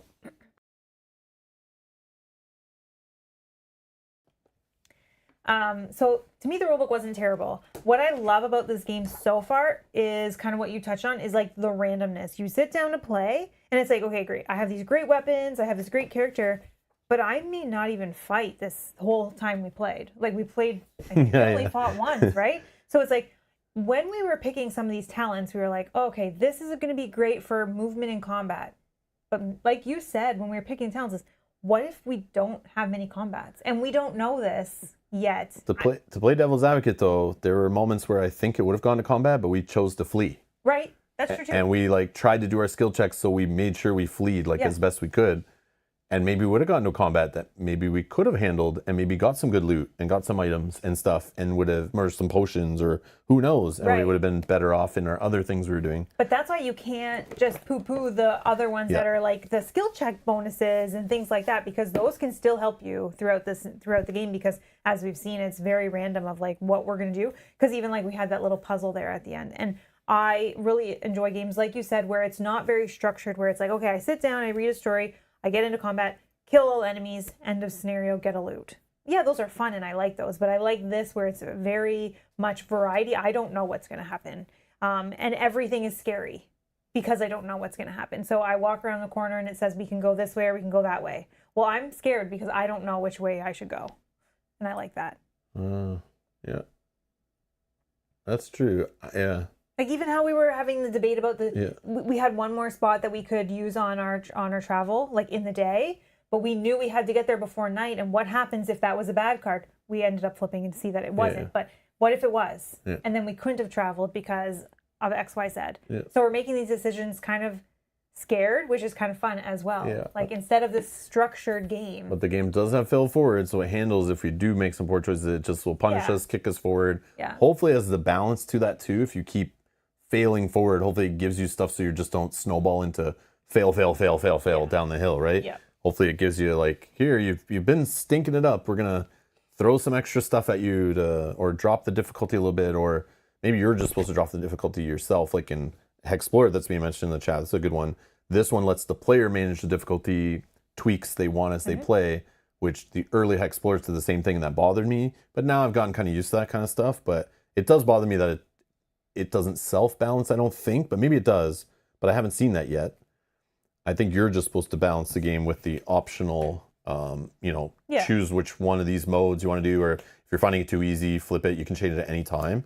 I just wish that games like were more like kind of the way Pandemic Legacy does it, where it's like, if you fail so many months in a row, here's a bunch of extra goodies. Yeah. If you start doing too good, we're going to take some of those goodies away and not give you as much reward, to kind of like self-balance the difficulty based on how well or how bad you're doing, or how unlucky you're getting. I love when games put that into the system when there's no difficulty level. It just handles it for you. Yeah. This one is like, there's multiple difficulty levels. You have to decide how much on the scale you want to go. But thank you for bringing up Hexplore. I do agree, and I forgot about that with the map. Yeah, with the overworld. I didn't think of Hexplore. Yeah, I definitely did. You're correct. Hexplore is probably like one of the better overworld, but that is the majority of that game, is like the overworld. Yeah. That is the main game, is the travel phase, quote unquote, in that game, really, it feels like. Yeah. Because the like combat's more of like a abstract-y thing, and like the wandering through the dungeons is very abstract. But yes, that game probably is the best overworld-y thing. But this is very close, and this is just like a tiny fraction of all the stuff you're going to do, which is neat. But to me, it won't feel like Hexplore if it's always giving us direction. Go here, go here. But if it is Hexplore just go, like, you have 1,000 things you can do it however the hell you want. That's fully open. With a kind of main quest timer kind of chasing you in the middle. But so I did think that, but right now I'm still unsure if it's going to be compared to that, because right now it's like, okay, here's where you start, you're moving next door. Yeah. Okay, great. So it's not really sandboxy yet, but we'll see if it does change that. One thing though that I really like about this game is that I feel like we're making so many decisions, and they actually matter, I feel like, in this game. Like so many games we play, and it's like, okay, we can make a decision, but it's like, did it really matter? Because we're going to be ending up in the same place. Yes, we do have fail forward, so yes, we will end up in the same place, but how we got there will be different. True. So I think. I don't know if we'll ever skip a book, though. I don't know. I don't know if you are 100% plays through all of them, kind of like Role Player Adventures does, where it's like, once you start realizing like, oh, we're always going to end up at the same spot because you have to start there for the next book. Yeah. But it's like you still have variety as you go through each book, but not that much. In this, it feels like it could get crazier, but maybe not. Maybe it's the same. A lot of it's like, if you win here, if you lose here, and maybe we don't know. Some of them could funnel you into the same spot. Some it did funnel back. Some it was like you go to like this or 11. And then we would go to the other one, and it would just say some story, and then it was like, still go back to 11. Well, I think in the first, like in that Awakening, that little tutorial, it wants you to funnel, because it wants to show you different things. It wants to show you the travel phase. It wants to show you the stealth modes. It wants to show you all that. But here, once we get into this, it's open, I'm hoping. Mm-hmm. So Yogi's saying another one to compare it to, and you could compare it to, is Hunter's AD, one we played on the channel, 2114. Oh, I don't know if I remember that enough. It had the same idea, where it's like lots of books, but then I think you're like always setting up a scenario and kind of playing them, and they all were combat. I don't remember if the scenarios all had like tons of special rules to them. Yeah, you might be right. I'd have to check. You might be right though. I don't remember. Yeah, I can remember some of that game, but I can't remember. Like, we played a lot of it, but I don't remember. Yeah, they all start to blur together after a while, but I feel like that was similar. Yeah. In some aspects. But yeah, so answering the previous one about like comparing this to games like Sword and Sorcery and Massive Darkness, those two are straight pure like dungeon crawlers. Mm-hmm. Like, those are like little bit of story, play a dungeon crawler. Like the rules are for like story mode and dungeon crawling mode. Like, it's basically one mode of the game pretty much, right? Yeah, I'm pretty sure that game is like, everything was like half, like one third of the books is enemies, 1/3 of the rule book is heroes combat, enemy combat, and then like overall hero campaign management. Like, so those two are just pure dungeon crawler, and Massive Darkness 2 is like Sword and Sorcery Light. Yeah, very much. Yeah, it's just like a Zombicide. Yeah, it's like Massive Darkness 2 is like dungeon crawler for beginners, but it's a little bit above that, and it's way more wild and fun. Like, I think that one's just fun. It's just like roll handfuls of dice. It's a little easier. You can make it harder though. I think with house rules, I believe, if I remember correctly. But yeah, Massive Darkness 2 is meant to be more of a beer and pretzels, like Zombicide audience kind of game, which is like, yeah, more mass market-ish focused. So it's not too deep and complex. It's more just like have fun along the ride. It's more like superhero movie kind of like you're just powerful, rolling tons of dice. Loot is just flying everywhere. A tiny little like town phase in between. That's kind of cute. But yeah, it's very like aimed at the masses, more at like the hardcore. Sword and Sorcery is a little more aimed at the hardcore, where it's a lot more complex, larger rule book, a lot more systems. Yeah, which I found more interesting. Yeah, but they're both fun. Combat in this game very much reminds me of in Sword and Sorcery. Yes. Like I'm using my fingers. Okay, I have this much damage. Okay, now I roll their die. Okay, I'm taking this off. But it cancels that die. It cancels this symbol. But you got to remember this. Carry this over. Hold this. Like. And then the enemies roll. They get this symbol. Okay, it's on their card. They do this. So a little bit of the Dark Souls too, with like the dice being more powerful but missing the dodge die roll. Like it's all there. A little bit of Dark Souls, the dungeon crawler kind of board game. Yeah. So different parts of this game can be compared to different games. This is more of an RPG adventure. You're kind of playing through a story, and different things are going to happen every time you play through it, through random cards, through random dice, through your decisions, through dying or passing, sneaking or getting caught, are going to lead to different outcomes through the story of the game. And yeah, so you're just on like a ride, an adventure ride, and like, but different things are going to happen every time is the idea. So it's a little different every time you play through it. But yeah, I don't know. I like it. It's neat. Yeah, so far I'm excited to see where it goes. So Tim's asking if these games, what would you recommend for 4 to 5 players? I think that might be part of the conversation. Okay. Tim, let us know if that's for us or for the conversation that you guys are having amongst yourselves. Yeah, maybe. 4 to 5 players, Iridia, Malhya, Folklore, or Hexplorer. Keep in mind that we have to explain the rules to one player multiple times in a session. We understand people like that. Yeah, we know those players. We have those players in our game group too. Yeah, I don't know. Having 4 to 5 players at the table in any of these games is going to make it a long monster session. Yeah. You would need more than one player at the table to be an expert on the game, I would feel. Which is probably to keep it going slow. No, Tim would be like the expert. Like he has the game, he knows the game, he reads the game, he practices the game offline. Watches rules, tutorials, playthroughs, and then reads on PG. Make sure he locks it in, knows how to teach it. But to teach 4 other players and then make sure they're all following the rules all at the same time, that is a lot.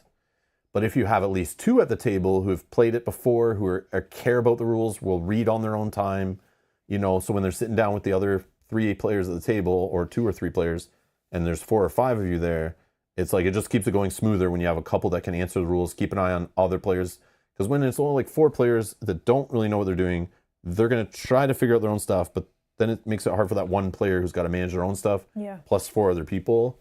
And then it slogs down. And what I've experienced is when I, as the experienced player, has the 4 other players at the table, and I'm engaged with one of them right now, trying to explain something to them.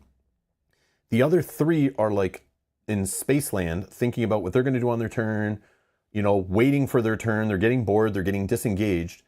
And then if they're not paying attention, they don't care, and they're not paying attention to the person answering that person's question, then, a few minutes later, you get to their turn, they get locked on the same thing. Now you're re-explaining it. And then the people who did listen are now getting disengaged because they're now listening to you regurgitate the same thing over and over again. So it's just like at higher player counts, if you don't have more than one player who's like cares to learn and teach and engage, it falls apart quick, I feel, unless you have players that just care. But like sometimes a theme can just make people not care right off the bat. So like, I don't know. You got to make sure you have the right people at the table for the right game is like part of the battle at the beginning. But I don't know what I'd recommend at 4 to 5 players. I don't play a lot of 4 to 5 players anymore at games of like campaign games. We play through them 2 or 3 player max. Like you'll see Kyle on the channel play with us through a campaign game. That's as far as I'll go. Unless there's jump in, jump out. In the past we did with Gloomhaven because it had jump in, jump out. So I would play with some people who come by, play for a little bit, jump out of the campaign and never see them again, or they're not interested in the game. They try it for 2 sessions and they're gone, or they'd come back a couple months later and play with us. But that's not normal for us. It's like 2 or 3 players, lock it in, go, or even 1 player. Like I'll play them solo too, but yeah. So I'm not the right person to ask about 4 to 5 players because I usually avoid that situation. I would love to play games 4 to 5 players, campaign games, and have players care enough to be consistent, to show up every week, to keep the game going. But it's like, it's hard, man. And I want to play the game sometimes more than like once every couple weeks. Yeah. Like, because I will forget the rules and stuff too. So I like the way we do it, where we can play like 2 or 3 times a week if we feel like it. Kind of keeps the game in our mind and our memory, follow along with the story. And then, yeah. That's just me though. But yeah, I don't know what I would pick out of those. We also haven't finished this game to necessarily say. Dean says Madara is great at 4. Is at 4 players great. Yeah, Madara was fun, but again, we only are doing that 2-player, so I can't comment on higher player count with that game.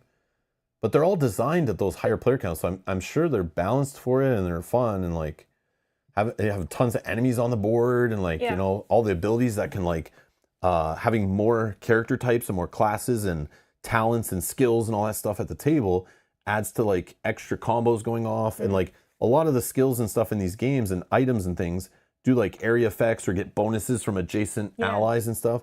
All that stuff becomes way cooler when you have more allies on the table. 100%. And I realize that as we look through a lot of these games, and like, man, sometimes I wish we had more people playing, but it's like, then again, every session would be longer, and sometimes we'd want to schedule a session, but then someone can't show up, so we have to delay the session unless it has like jump in, jump out, and yeah, so it's just like, it's just a headache I don't want to deal with, but yeah.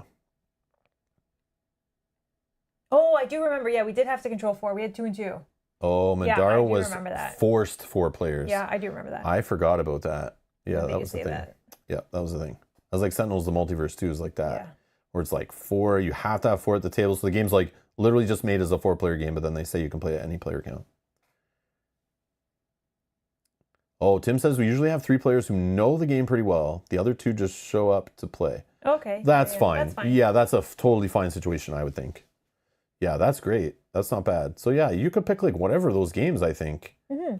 Yeah, I don't think any of them are bad. None of them are bad. Yeah. Whatever one the theme is that you like. I feel like Iridia was not too complex. Like it was a little complex, like the whole scope of the game, but like actual like combat rules and all that stuff was not crazy in that game. No. Malhya is a little more complex. Folklore wasn't hard. I don't think Folklore was that crazy either. No, very similar. Explore, it's a little nutty. But and Explore can be very long. Yeah. From what I remember. But if you have a table you can leave it set up on, like, and then they just come back and finish the session later. But again, maybe that's because we push it. Like I want to like take as many days as possible and like not rush the game. But yeah, I just felt like Explorer is a really long game. Very long. But yeah. But I don't think you'd go wrong with any of those. Yeah. Especially if 3 people are willing to like learn the game, that's awesome. You just have to get those other 2 players to like put their phones away before they sit down at the table and pay attention when people are taking their turns and learn from them. That's the problem. But yeah. Let's see. Anything else? Yeah, I'm intrigued to what's coming next too, for sure, Beth. Yeah, I want to see. Same. Alrighty. All right, so that's it for our intro playthrough adventure booklet of the Malhya Lands of Legends. So stay tuned. We'll schedule the next stream in the next few days or so, and we'll be back for more. So make sure you subscribe. Thank you to those hitting the like button. We much appreciate it. Thanks for those supporting us by clicking the join button. Thank you. We appreciate it. And yeah. Stay tuned for more, but of course, spoiler warning as we go forward. If you plan on playing this anytime soon, the best game will be the one that doesn't exist yet. This is correct. This is correct. But yeah, thank you for watching, everyone, and enjoy the rest of your day. Bye-bye. Bye.